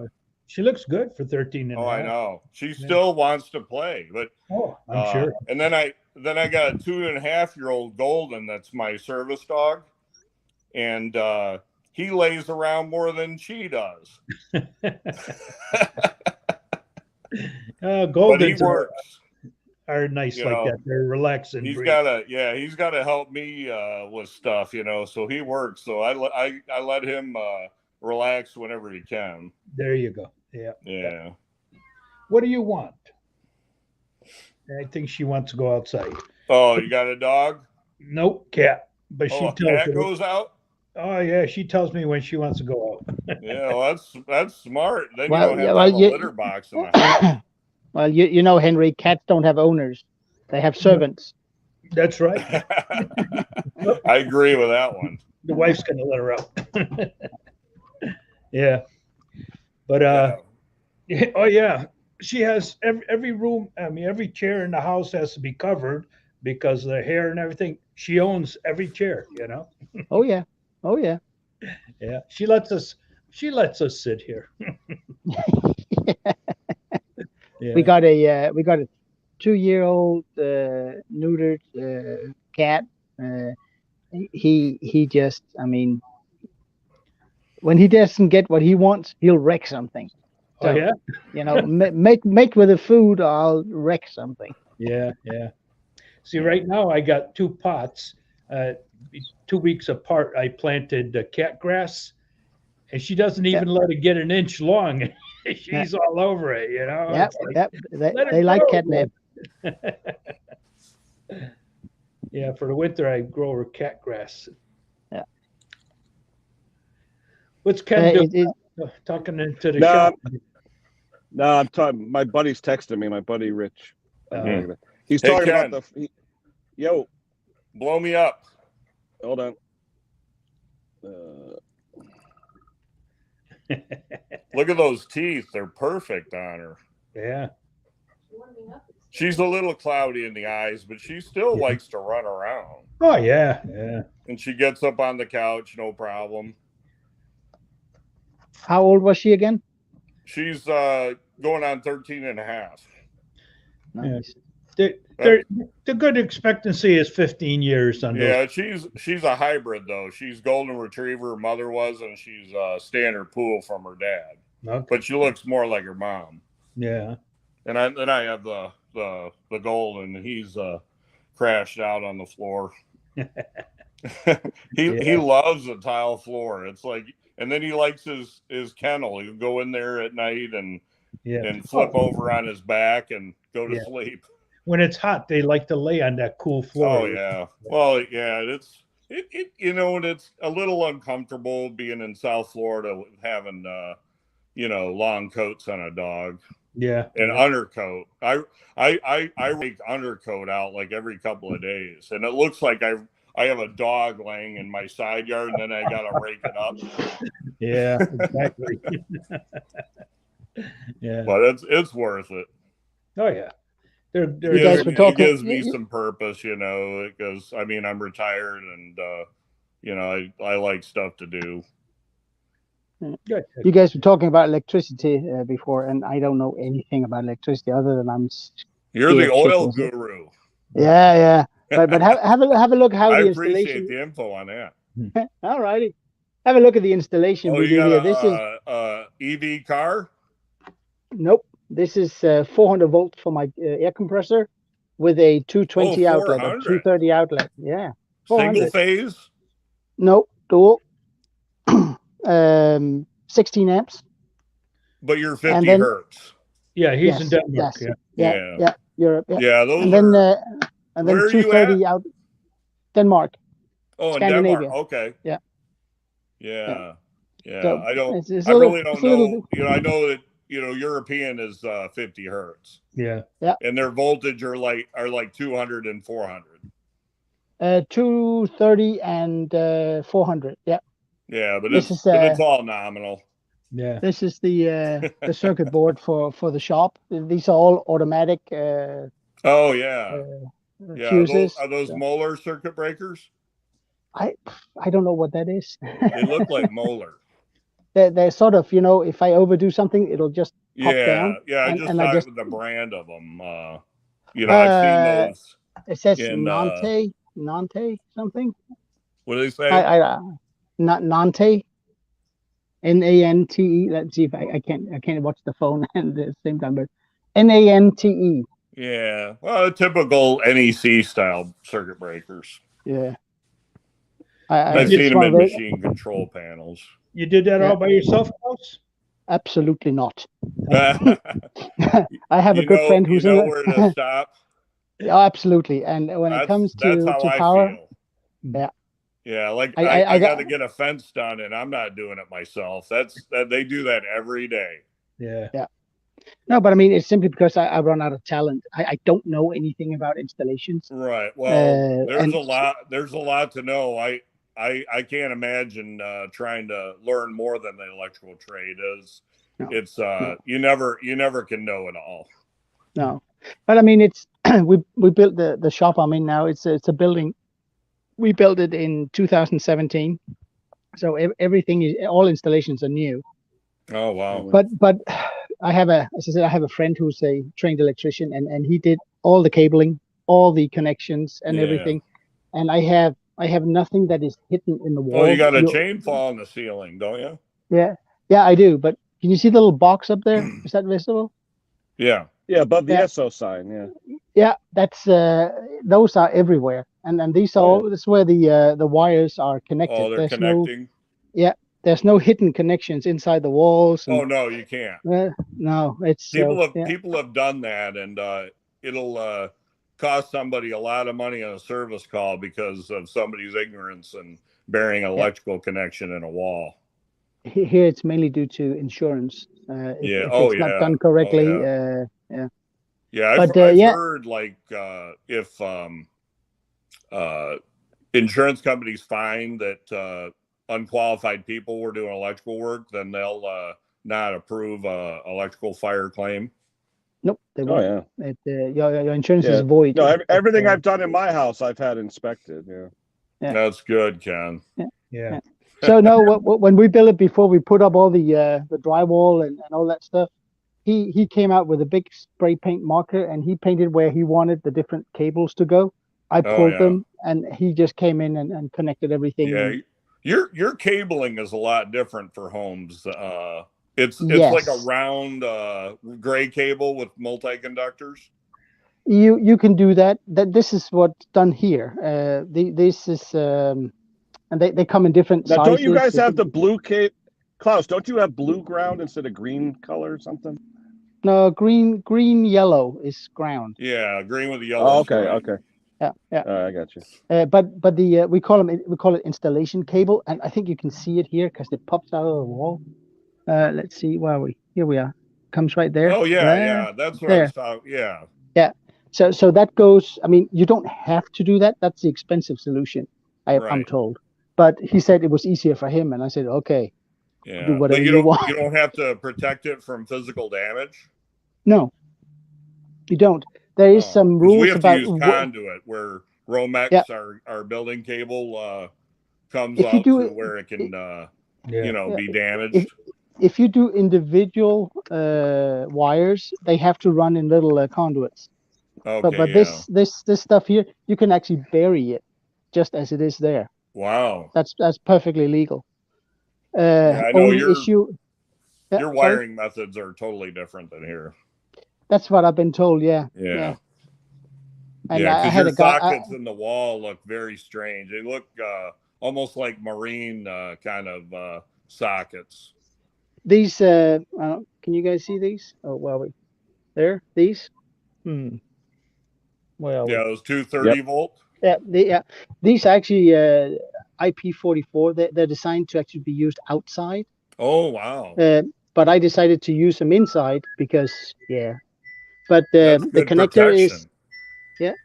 the connector has, of course, the two ones, and then it's got a ground. So Yeah. everything out here is grounded. Now is your ground longer than your other two prongs? Give me a sec. It should be longer so it gets inserted first. Oh, on the plug? Probably, yeah. If I mean normal standard plugs, like this is a phone charger. Right. Just have two. That's in double insulated. Yeah. But let me see what I can find. I got maybe the angle grinder. Yeah, that makes sense, though, Boats. Yeah, well, you want it to be grounded first before the juice goes. Right, and at the hospital, all hospital equipment had the ground dot on top, and that meant that it wanted the ground at the top of the receptacle rather than the bottom, because your holding force is greater on the ground than the other two prongs. Yep. It's actually not. I don't know if you guys can see this. Oh yeah, I can see that. The bottom one is after you engage the yeah, it's actually shorter. Yeah. That's pretty crazy. Yeah, but there must be a reason for it. We have, it's called an HPFI relay in every installation. Mine is not out here because it gets its power from the house, so it's in there. If you do a short, it'll trip. Oh, okay, yeah. So it's watching current faults. Yeah, they actually say that it's supposed to be so good that if you touch two live wires, you're not even supposed to get a shock because it'll have. Oh wow! It would, but it doesn't do that. You do get a shock. Right. And the nice thing is, it trips everything in the house. Yeah, it kind of sounds like an isolation panel we had at the hospital, where you could just do the we have what's called a Wiggy tester, and it's basically a solenoid between two probes, and it'll go to different levels as the voltage increases. If you plug a Wiggins into the isolation panel receptacle, it'll trip because it's meant for surgery, and no fault currents go into the patient. We had an oven installed a couple of years ago, brand new oven, and whenever it heated up, that was no problem. But when the switch then switched off the power to the heat elements when it had reached temperature, it would create some sort of noise, and it would flick the HPFI. Yeah, immediately. That's the collapse of the field. It's like when there's I've seen in LED lights in my house when my 80 amp on-demand water heater kicks off, the lights just go like crazy. Yeah, it's the collapse of the load. Yeah, but we got a new oven. There was something wrong with it. So they gave us a new one, but it doesn't take much. I've tried it out here. What was it? Did I put? I might have cut a wire by accident on an. It was on my previous heat gun. I damaged the wire, and apparently it just touched something. It saw the fault. Yeah. Yeah, and the whole house goes dead immediately. Right. So what if your cooler, your refrigerator for your food has a problem with the compressor? Will it kick off your whole house or just that relay? It will. It depends on how it goes. if the I don't know how to explain it because I'm not a specialist at all. If you have a short, it would trip everything. If you have a short to ground, but if the motor in the compressor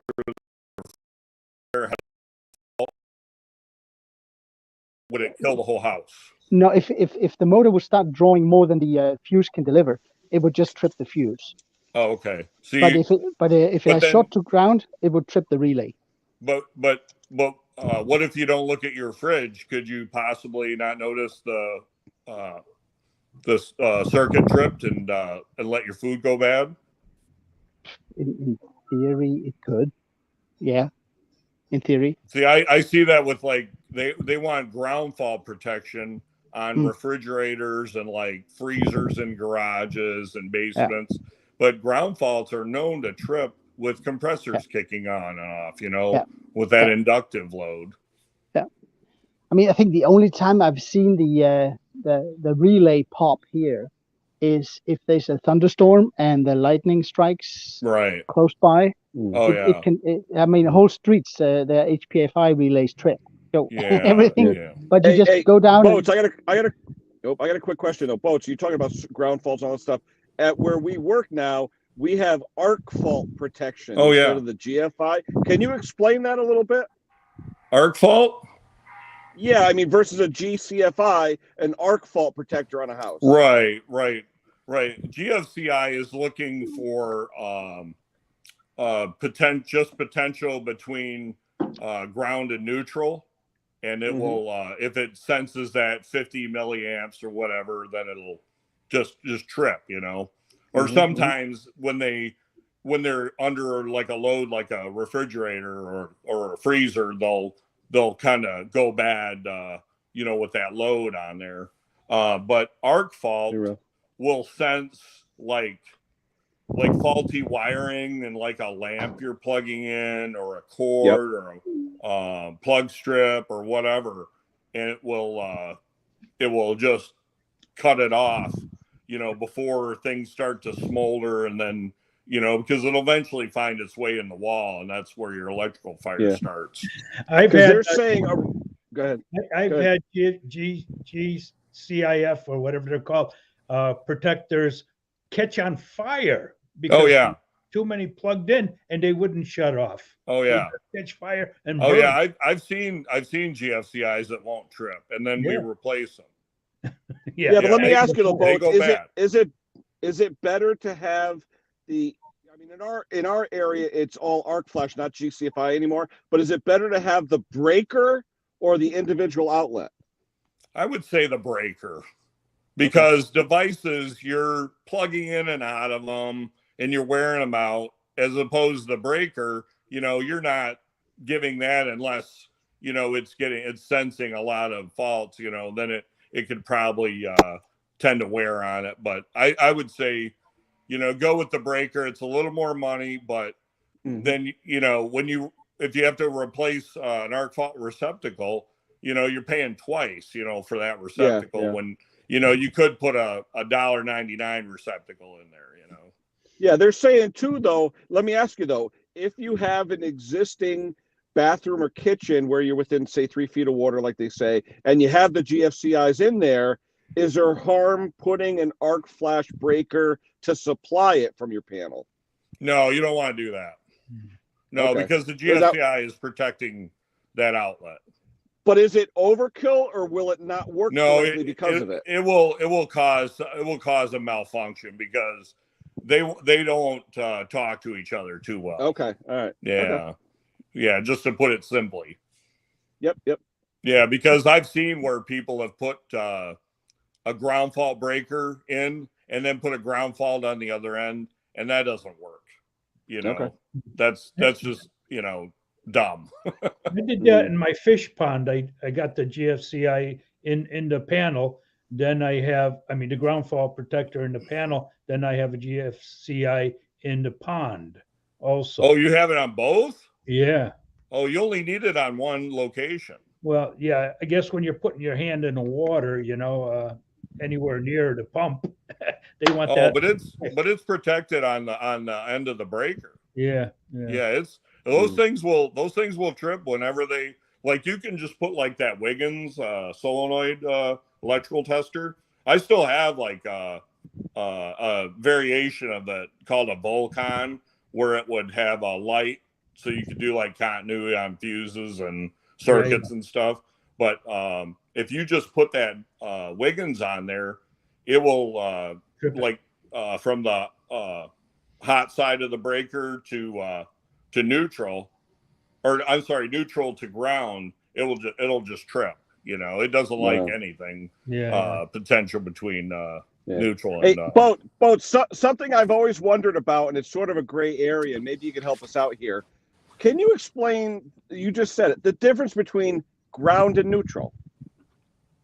Oh, ground and neutral? Yeah. Ground is ground. You know, you think of, you know, pipe in the ground, earth, you know, but the neutral is the grounded conductor, they call it.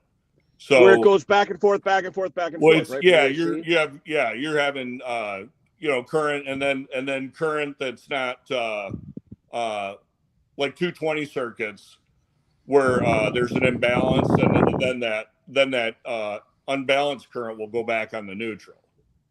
But you do not ground any panel, the grounded conductor, the neutral, out ahead of the main disconnecting device, whether that be a disconnect in the outside, your panel. So if you add a sub panel, you have to isolate ground and neutral.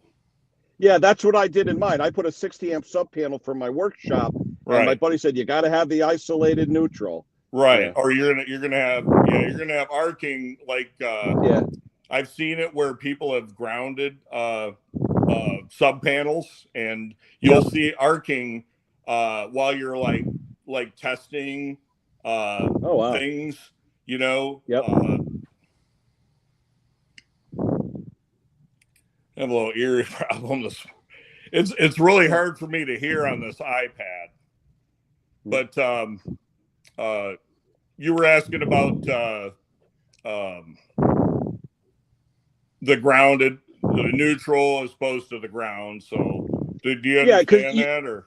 Yeah, you see the ground wires going in the box, but then you see the white neutral wires going in the box. And I know when you have to isolate the neutral bus, you don't want to connect your neutral bus to the ground that's in a pipe in the ground. All right. No, that's you connecting your ground is connecting to your gas pipe, your water heater across that.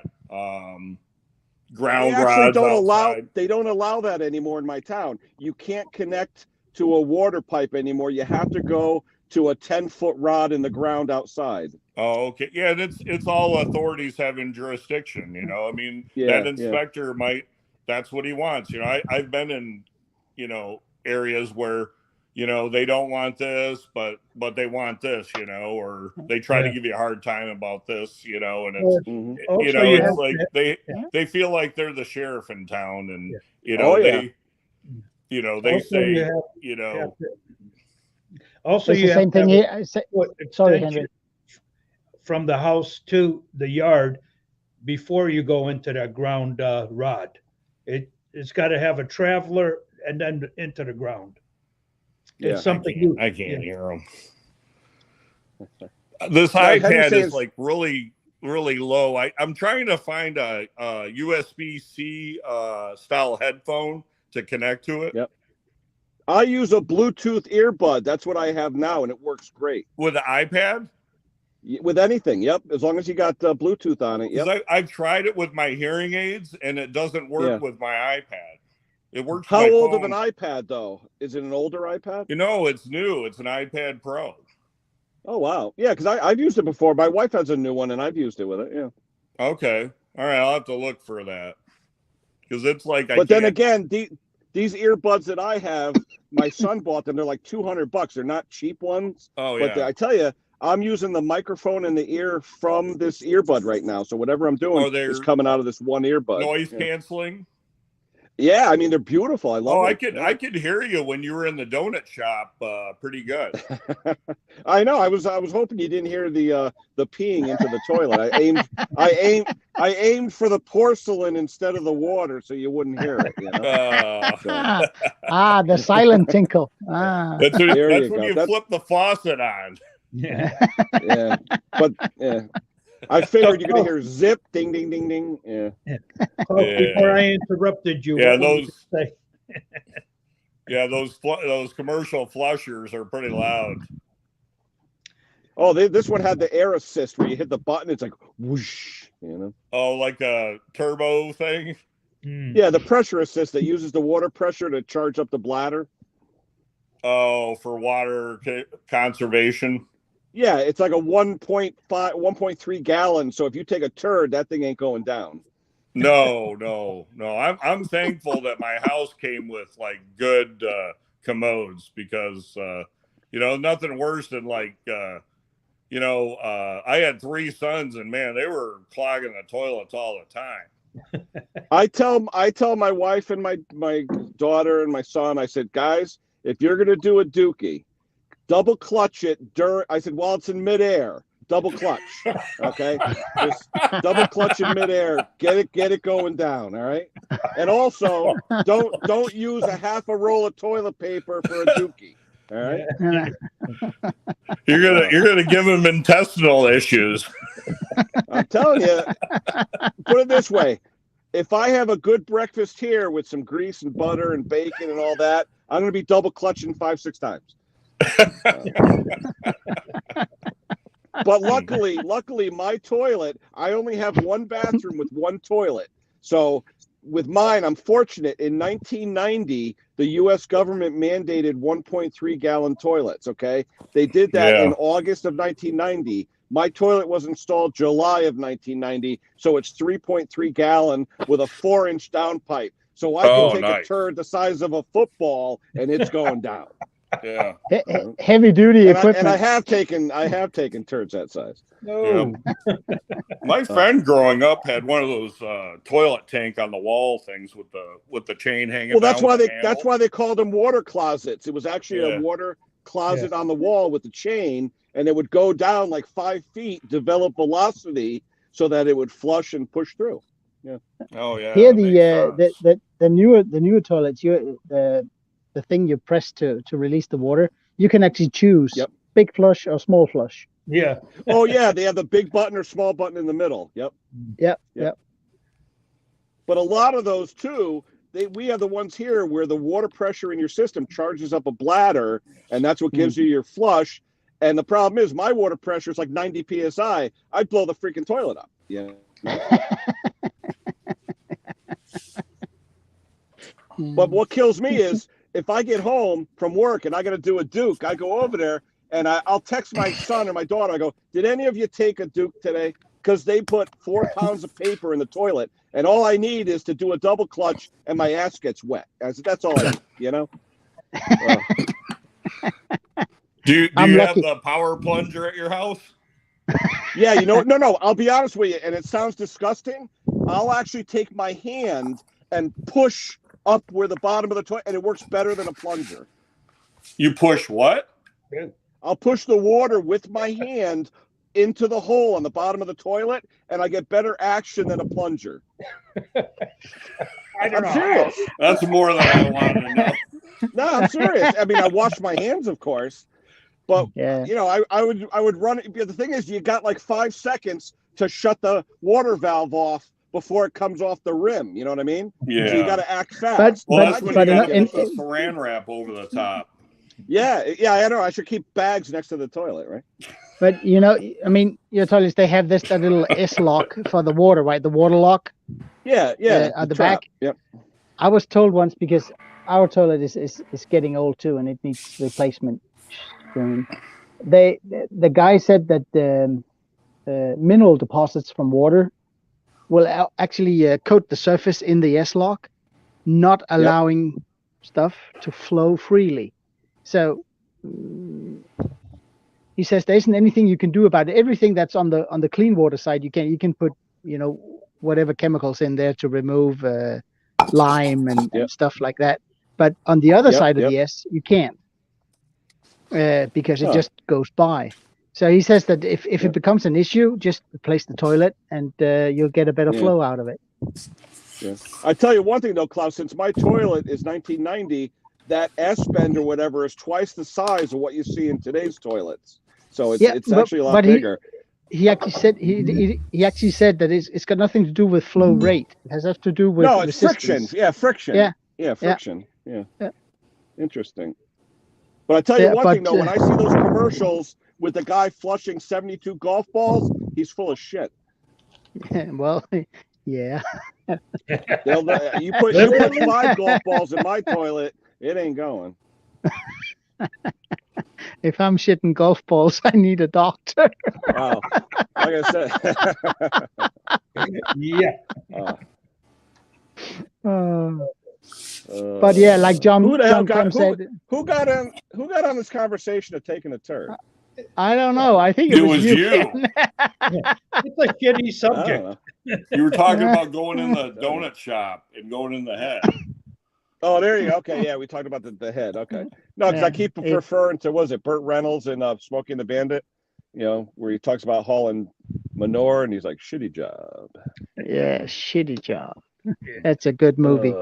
Yeah. I was trying to see if I could connect my Bluetooth speaker to my iPad.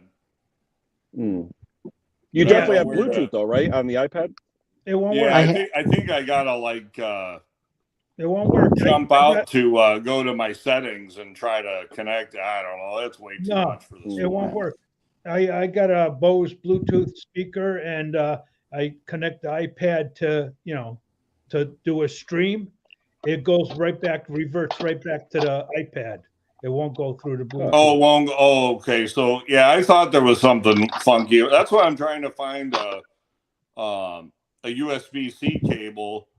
That could go right to my my Bluetooth speaker. It's got an input for USB on it. That way you can do it. Yeah. I just now I'm trying to think if I got the reverse cabling. It's always I have like a bunch of white cables next to my. I have a portable power supply on my coffee table, so I can plug these little electronic devices in while I'm, on the stream or whatever. It's too far for a wall outlet. Hey, can anyone? Hey, Klaus, can you answer this? The metric ton versus the U.S. ton. Why different? It's because the Brits do it differently. Hold on. No, I just know there's a difference. I don't know why. Because a U.S. ton is a third one, isn't it?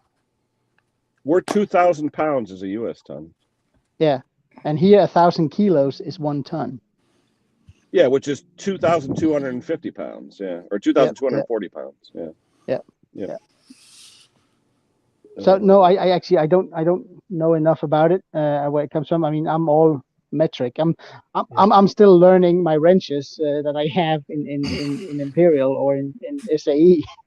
I'm still struggling whether 1/4 is bigger or smaller than 3/8. That's just something that doesn't work well in my head.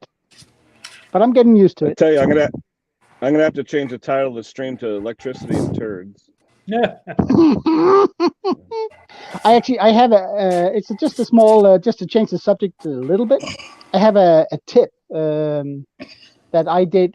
I don't know if you guys talked about it before. I have a permanent air installation in my shop with 3/4 inch pipes. But I kept having air loss, little air losses everywhere. And the compressor would kick on, even when I was not over here. This thing saved a lot of hours. This is the ball valve?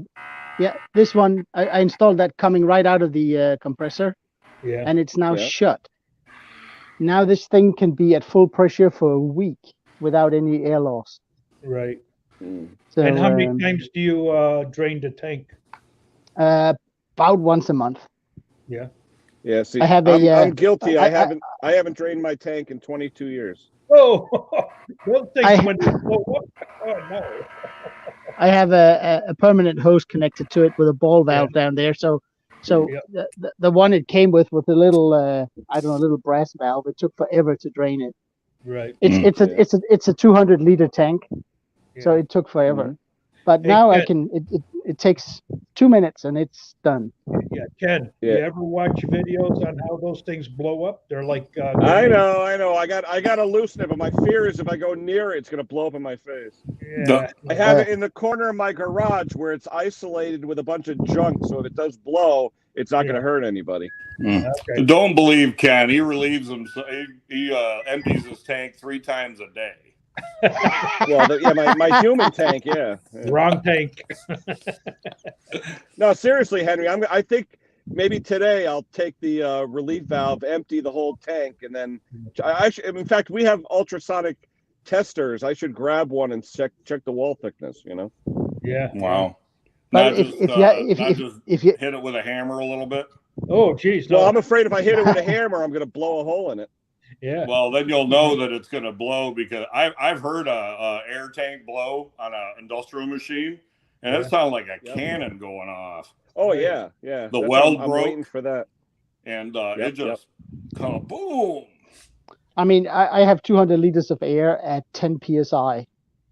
Is it psi? No, bar. 10 bar. You do bar, yeah. Yeah, I do bar. Yeah, Hold 10 on. bar is 147 psi. Yeah, 10 bar? at 140. If that thing blows, yeah, bar is 14.7, or a bar is 14.5. 145 psi. That's a lot of horsepower. Yeah, it is.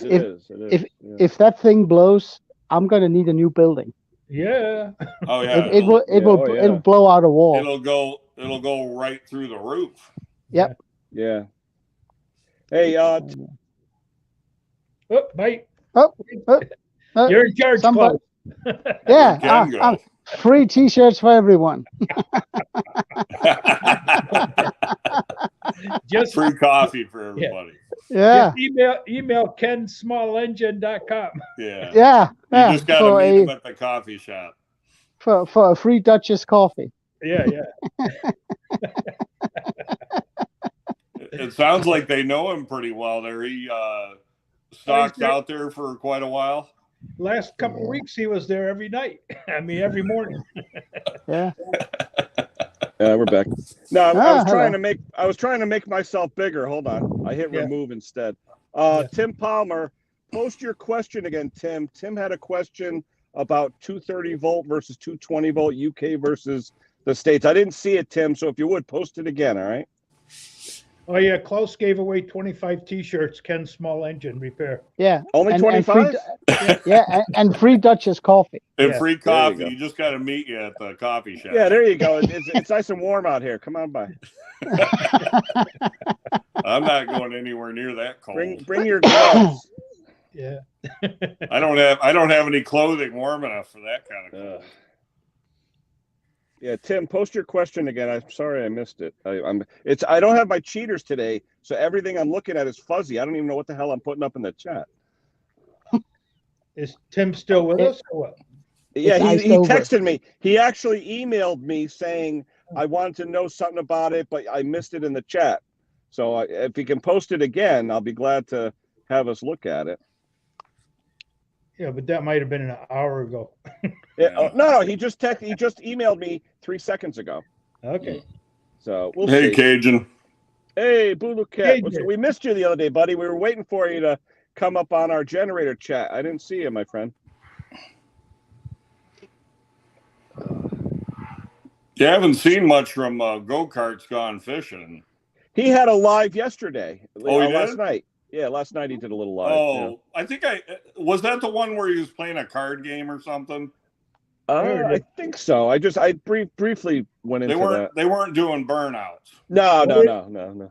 What is the main power supply in the U.S. as you guys confess to me? We confused him. Sorry, Tim. Okay. You guys do what? 110 and 200. We have double 240 single phase. Double 110 coming in the house. And then 120, 208 three phase. And then we do 277, 480. Coming in a house though, boats, it's generally 2 110 lines to give you your 220, correct? 120, yeah, they call it 120 single phase. Yeah. Yep.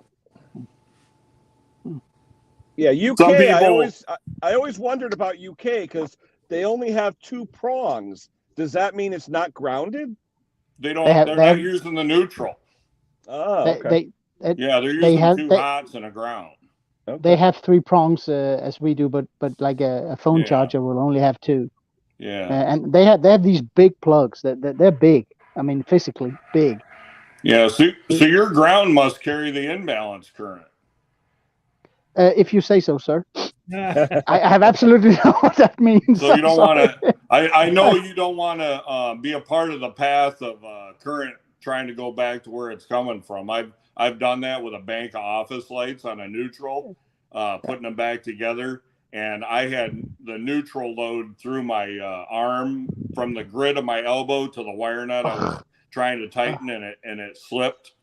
And oh man, that's just pain you don't want to have. It ached for hours. Yeah. Tommy's asking about 110 here. If you have 220, Tommy, it draws half the amperage, half through each 110 leg. So that's why when you have the 220 circuits, it's less draw. Yeah. I can tell you, Tommy, it hurts just as bad as 220. Oh yeah, 20's got a bite. Yeah. Well, when I used to work construction on a man lift, the guys used to bring up threaded rod but your prongs are insulated, all but just the tip of them, right? It's a little different. Some are, some are not. I think I've seen that where you look at like multi-voltage chargers for like bringing your phone charger overseas or whatever, and they'll have like a coating on it. No, that one doesn't have any insulation. Nope. This is for an angle grinder, but okay. This one here is a phone charger. Oh, Scott, you got somebody's echoing. I ain't got YouTube on. That's impossible. Scott. Echo. Not me. I got my earbuds in. I wonder if it's me. How about now? No, that's good. I just muted Scott Keller, so it's Cajun's fault. No, Scott Keller, I just muted you and it went away. So you got something. Morning, Cajun. Yeah. Briggs. Mr. Briggs said it's back. Now Cajun is echoing. No, because Briggs is not muted. That's why. No, I just muted Scott again. So okay. Yeah. It's Briggs's fault. Yeah, something's on, Scott. Something you have on. We got to find someone to blame. We have to blame. It's not me because I got my earbuds in and the YouTube is totally out of the equation of StreamYard. Is it possible to get your finger between those prongs before you put it in the socket? Everything is possible. Oh, that would hurt. It seems like you have like a shroud around your socket, right? So it won't allow fingers to get in there. So, some of them don't. Some of them do. Some of them don't. And they're recessed, I think. Yeah, but I mean, you have to have intent for that to happen. Oh yeah, just like putting a screwdriver into the socket. Yeah, I mean, I'm more scared of the little dinky US 2-prong plugs. Yeah, because they tend to fall out again. Yeah. My first experience with electricity, I saw the TV repairman working on our tube TV in like 1968. Mm-hmm. And I remember him like having a screwdriver. So I went and I'm like, I'm going to try this, and I stuck a screwdriver in the back of that tube TV and that thing blew up like big time. Wow. Yeah. Those TVs blow up with force. Oh yeah. I'm not sure what. I don't know. Maybe I stuck it in the tubes or what, but right, probably condenser. Yeah, Scott, you're still echoing, Scott. Yeah, like when we used to work construction, I used to watch the guys with the man lifts, and they bring up threaded rod to connect, their stuff, and it went into the bus bar. Holy smokes, that was a live wire. How you doing, Ken? Good morning. Bon matin, Hobby Motor. Mr. Henry, how you doing? Boats USA, how you doing? Good morning. Oh, wait, that's me. Briggs, hello. Good morning. Hope you figure out your echo. Everybody in chat, how y'all doing? Tim, John Clem, Big John, Tommy. Hey, look, y'all were talking about the air compressors earlier. You know, in the water issue, water collecting in the bottom. Yeah. Yep. I had an issue long time ago. That's when I had my air impact tools, and I had a cabinet shop also, my radio shop and lawnmower shop. And I had bought me a 30-gallon Craftsman, got a big handle, you know, horizontal tank. Okay, 30-gallon with the oilless engine on it. Oh boy, that thing was loud and noisy. Anyway, the Craftsmans came with that little petcock on the bottom, like a radiator petcock. Yep. Yeah, yeah.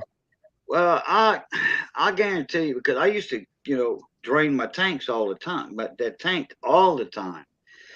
And, you know, a couple of times I went like once a week, but those little cheap petcocks that Craftsman had on them tank, and this is back in 1991, 92, when they first started getting popularity. They'd go out all the time. So I went, it was $35 or $30 at Sears for the replacement petcock. And I it just go to didn't an auto last parts store. no longer, it didn't last no longer than the original one. So I'm like, well, you know, I was a truck driver for a long time, had my own trucks, had two of them, not at the same time, but at one, sold it, then got back into the trucking business. So I said, wait a minute. All those air tanks on trucks, they had a little cable, you know, with like a slide petcock that would upside down. It would you pull the cable and it would pop down. So I went to the Peterbilt place in Baton Rouge, or the Kenworth dealership, one of them, and I got a petcock for 18-wheeler tank. That thing lasted forever. I screwed that on the bottom of my air tank. Was it a petcock or was it a ball valve? Well, the one I got from Peterbilt or Kenworth, I forget which one, was the one that's on the 18-wheeler tanks, the air tanks. Yeah, so it's The similar one to I a had ball on my Craftsman air tank, air compressor, at the bottom of the tank, it was just a petcock, like a radiator. You turned it and turned it, and eventually they would just rust out and go bad. Yeah. Well, I just used these from the hardware store. These. Okay. Well, what I did, I had it that's a attached. ball valve, though. That's a ball valve. Yeah. Oh yeah, no, I didn't have that. No, I didn't have that. Well, it's a Mine was slide like a 18-wheeler air tank, you know, for your air brakes and such as. Yeah. It was air tank. You had an air compressor probably on better. the engine. And Probably it was better quality than the Craftsman yeah. one. Oh yeah, and that wasn't but $20 from Kenworth or Peterbilt, whatever. Anyway, on your air tanks, they right by your fuel tanks, and you pull the cable. Yeah, so I had a slide valve. And it would pull that little lever, and it would release all the water out of your air tanks on your 18-wheeler. Anybody that owned 18-wheeler, like Scott knows about them, you know, Mr. Briggs, and that wasn't, like I said, $20-25 from the 18-wheeler dealership, and you just pull that at the end of the day, and all the water would come out. Well, those little petcocks, I mean, that little bit of rust that develops in the tanks, that could clog up that little hole in the petcock. You can open it up, and you're not going to get anything unless you shove something in that hole, you know? Oh, yeah. I was constantly doing that with those screw-out petcocks. Yeah, I'm going to have to do that, Henry, because mine, like I said, I guarantee you it's been 20 years since I drained it. Yeah. It must run all the time, Kenny. I'll pull the relief valve first, let it drain on top, and then once it's got zero pressure, I'll take the bung out of the bottom, tip it on its side, and put my camera in there just to see what it looks like. Yeah, don't drain it in the shop because that rusty water will stain anything. Oh yeah, yeah. Well, Oh, how about yeah. remember Martin's video, Retro Restore, when he tried to drain his? Oh yeah. Hey Ken, That's all over I the don't place. think anybody wants to see your rusty bunghole. John claims that's what she said. You've been to my toilet, my bathroom? Yeah.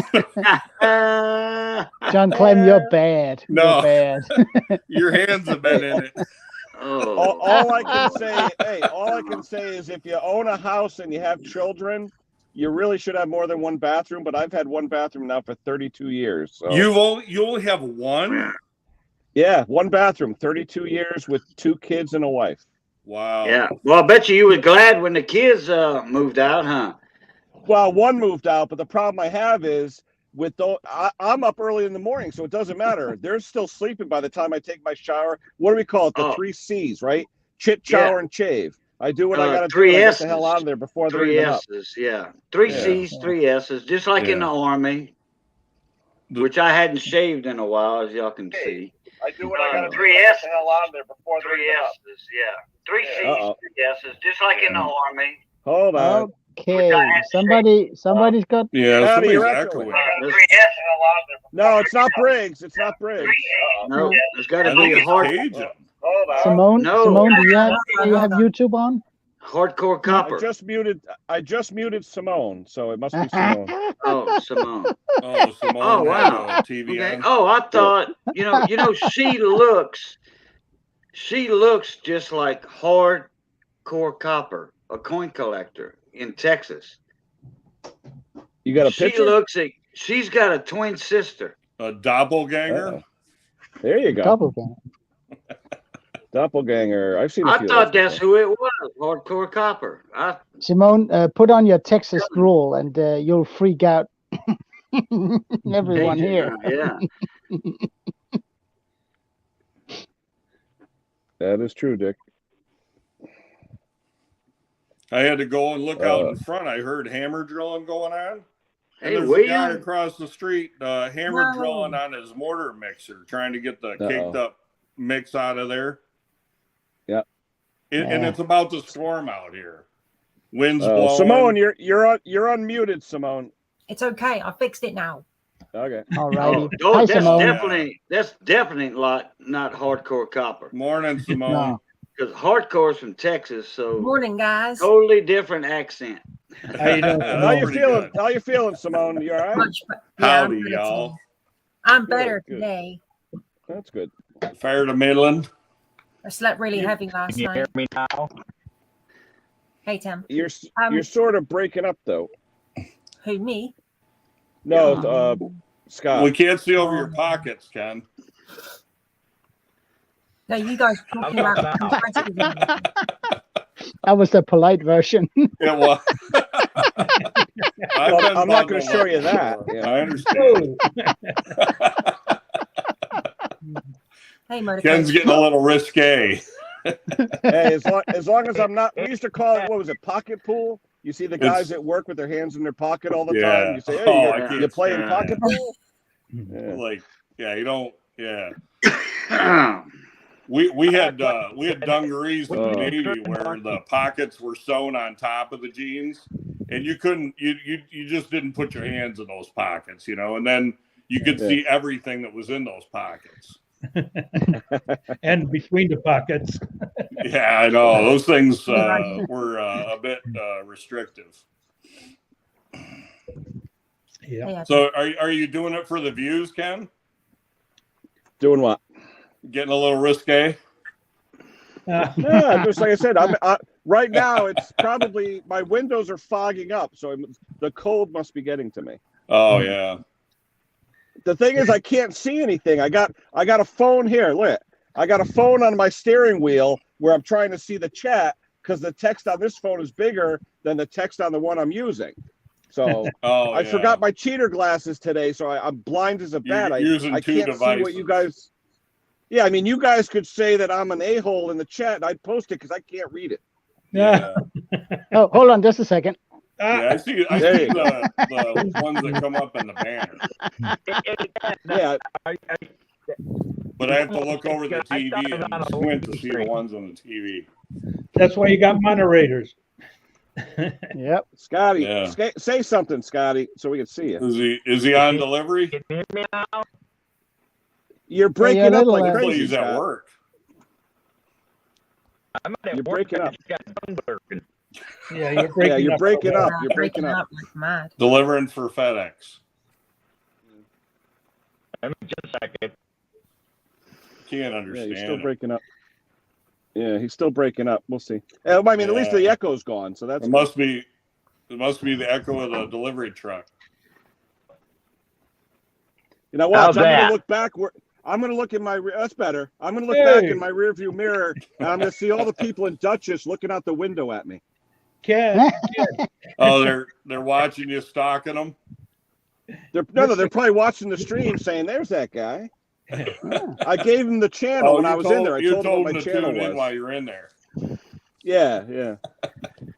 John. If you get sponsored by Dutchess, I'm leaving this channel. Oh yeah. Hey, even if it's a coffee, I'll take anything. I don't care. Yeah, absolutely. It's negative 5 degrees here. Oh yeah. man. Okay. Yeah. That's 75 degrees cooler than here. Yeah. So Ken, you're not supposed to play pocket pool with your toilet, you know. Just saying. Well, all I know is when one of my family members takes a Duke and doesn't double clutch, it's the only thing that works. Sometimes too much info. My old toilet, you have to plunge it twice to get it to go anywhere. Oh yeah.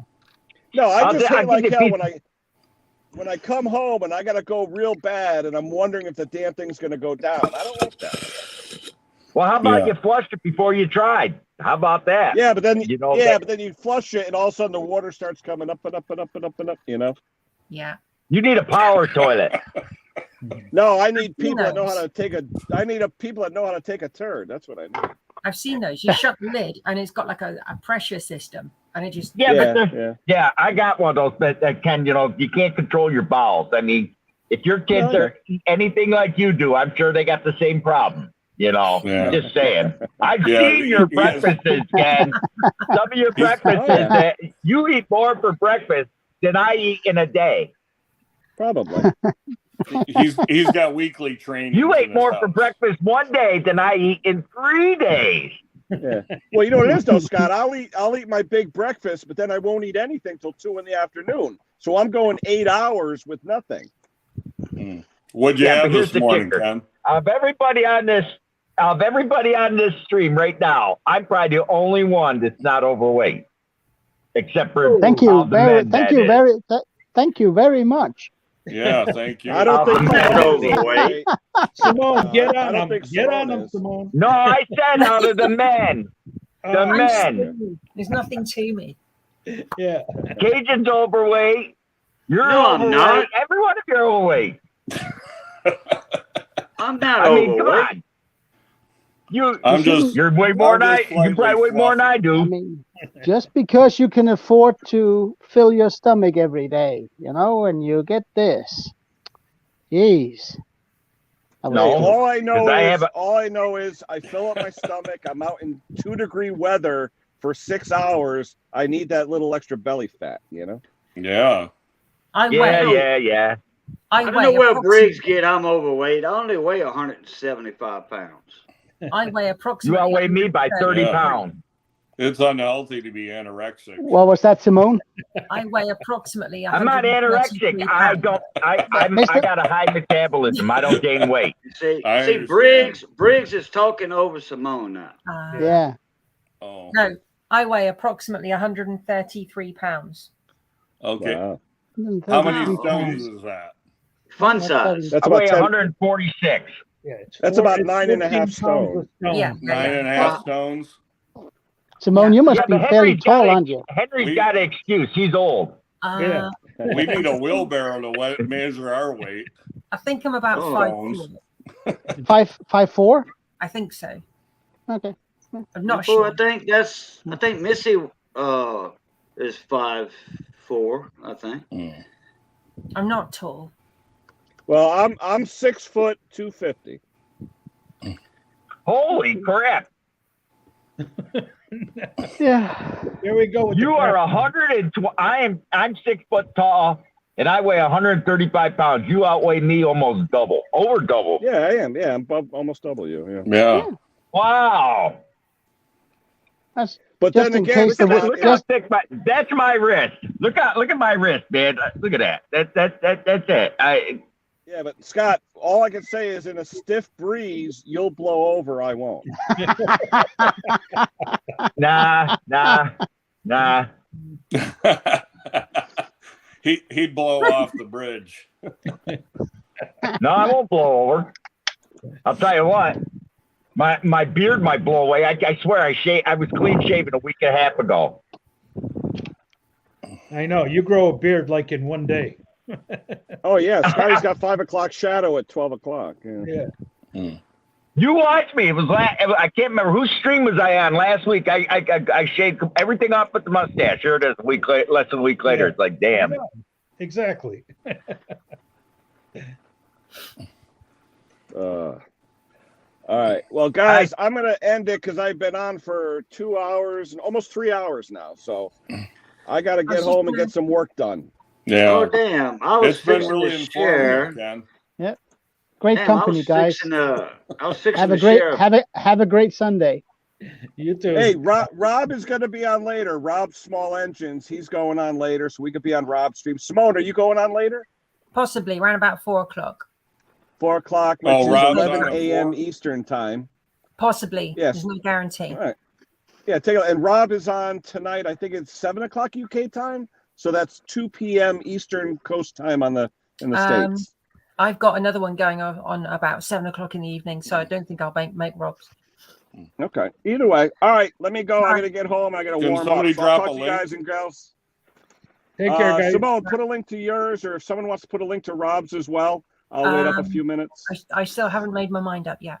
Yeah, and thanks for the might- propane I tip. might not. I've got other stuff I need to do today. Yeah, Boach, check out the chat we had Friday night, me and Gary B. A lot of information on I propane will. conversion. I will. Thank you. Just going to quickly mention before you go, you were saying about compressors earlier and Yep. about draining them. I've got a 2-part video on my channel of me sorting out a compressor. Okay, we'll take a look. You want to throw a link out to your channel, Simone? Throw a link out to your Yeah, I channel. don't think I have a link to her channel. Yeah, but Yeah, it's funny with her, though. It's hooked on classics, and if you try and look it up, you'll get 4,000 Oh, it's hooked on classics? albums. Yeah, but hooked on I've seen that. Okay. Yeah, but there's about 100 of them about records and stuff. So you got to, hers is just basically on Ford Cortinas. So I'm trying to find the blooming stream now. There it is. Ford? Ford Cortina. The ones over in England. Oh, the ones those they are had from the weird 70s. over there. It's a classic. Yeah, Basically like a I've Ford seen, Pinto. I've seen the Fords over in Europe. They're weird. Yeah, it's almost like a Ford Pinto or a Mercury Bobcat, that type of a thing. There we go. There's the link. Feel free to All have right. a mooch. All right, anybody else want to put up a link? Do it now. If someone wants to put up a link to Rob's Small Engine, because his stream is tonight as well. Is it Rob's We with could do it 2 on B's? Rob. No, just ROB''S, Rob's Small Engine. You'll see him. All right. He goes on tonight in Conker's old spot. So that's around 7 o'clock UK time, 2 o'clock Eastern time. Hey Ken, look in the basement. Yes, sir. Look at my name. Bring that up. Yeah, I can't. I can't see anything. You can't see I'm nothing. serious. In the I'm blind basement? as a. No. I see in. Hold on. Right next to me in the How's basement. that? Yeah. Who does that look like? A little bit. Yeah. Well, you know, she got her hair down both sides instead of one side, like she's got. Same glasses. Yeah. I mean, that's her sister right there. I don't see it. Yeah. Really? not as Wow. It's a different color. Cajun, you need new glasses. Yeah, I was gonna say not what do they call it over in the UK? Not as ginger. How's that? It's Not as ginger? Yeah, Oh, it's not okay. ginger. It's out of a bottle, so you know. Oh, ginger ale. Oh, there you go. It's Clairol. Thanks, Dick. Nice and easy, they call it, right? All right. Hey, I'm going to hit it, guys. We'll talk to you later, guys and gals. Simone, everybody. Thank you, Henry, All and right, Boats. thanks. And... Take All care. right. We'll see you guys Be later. good. Thanks for joining. Talk to you soon. Bye. all right.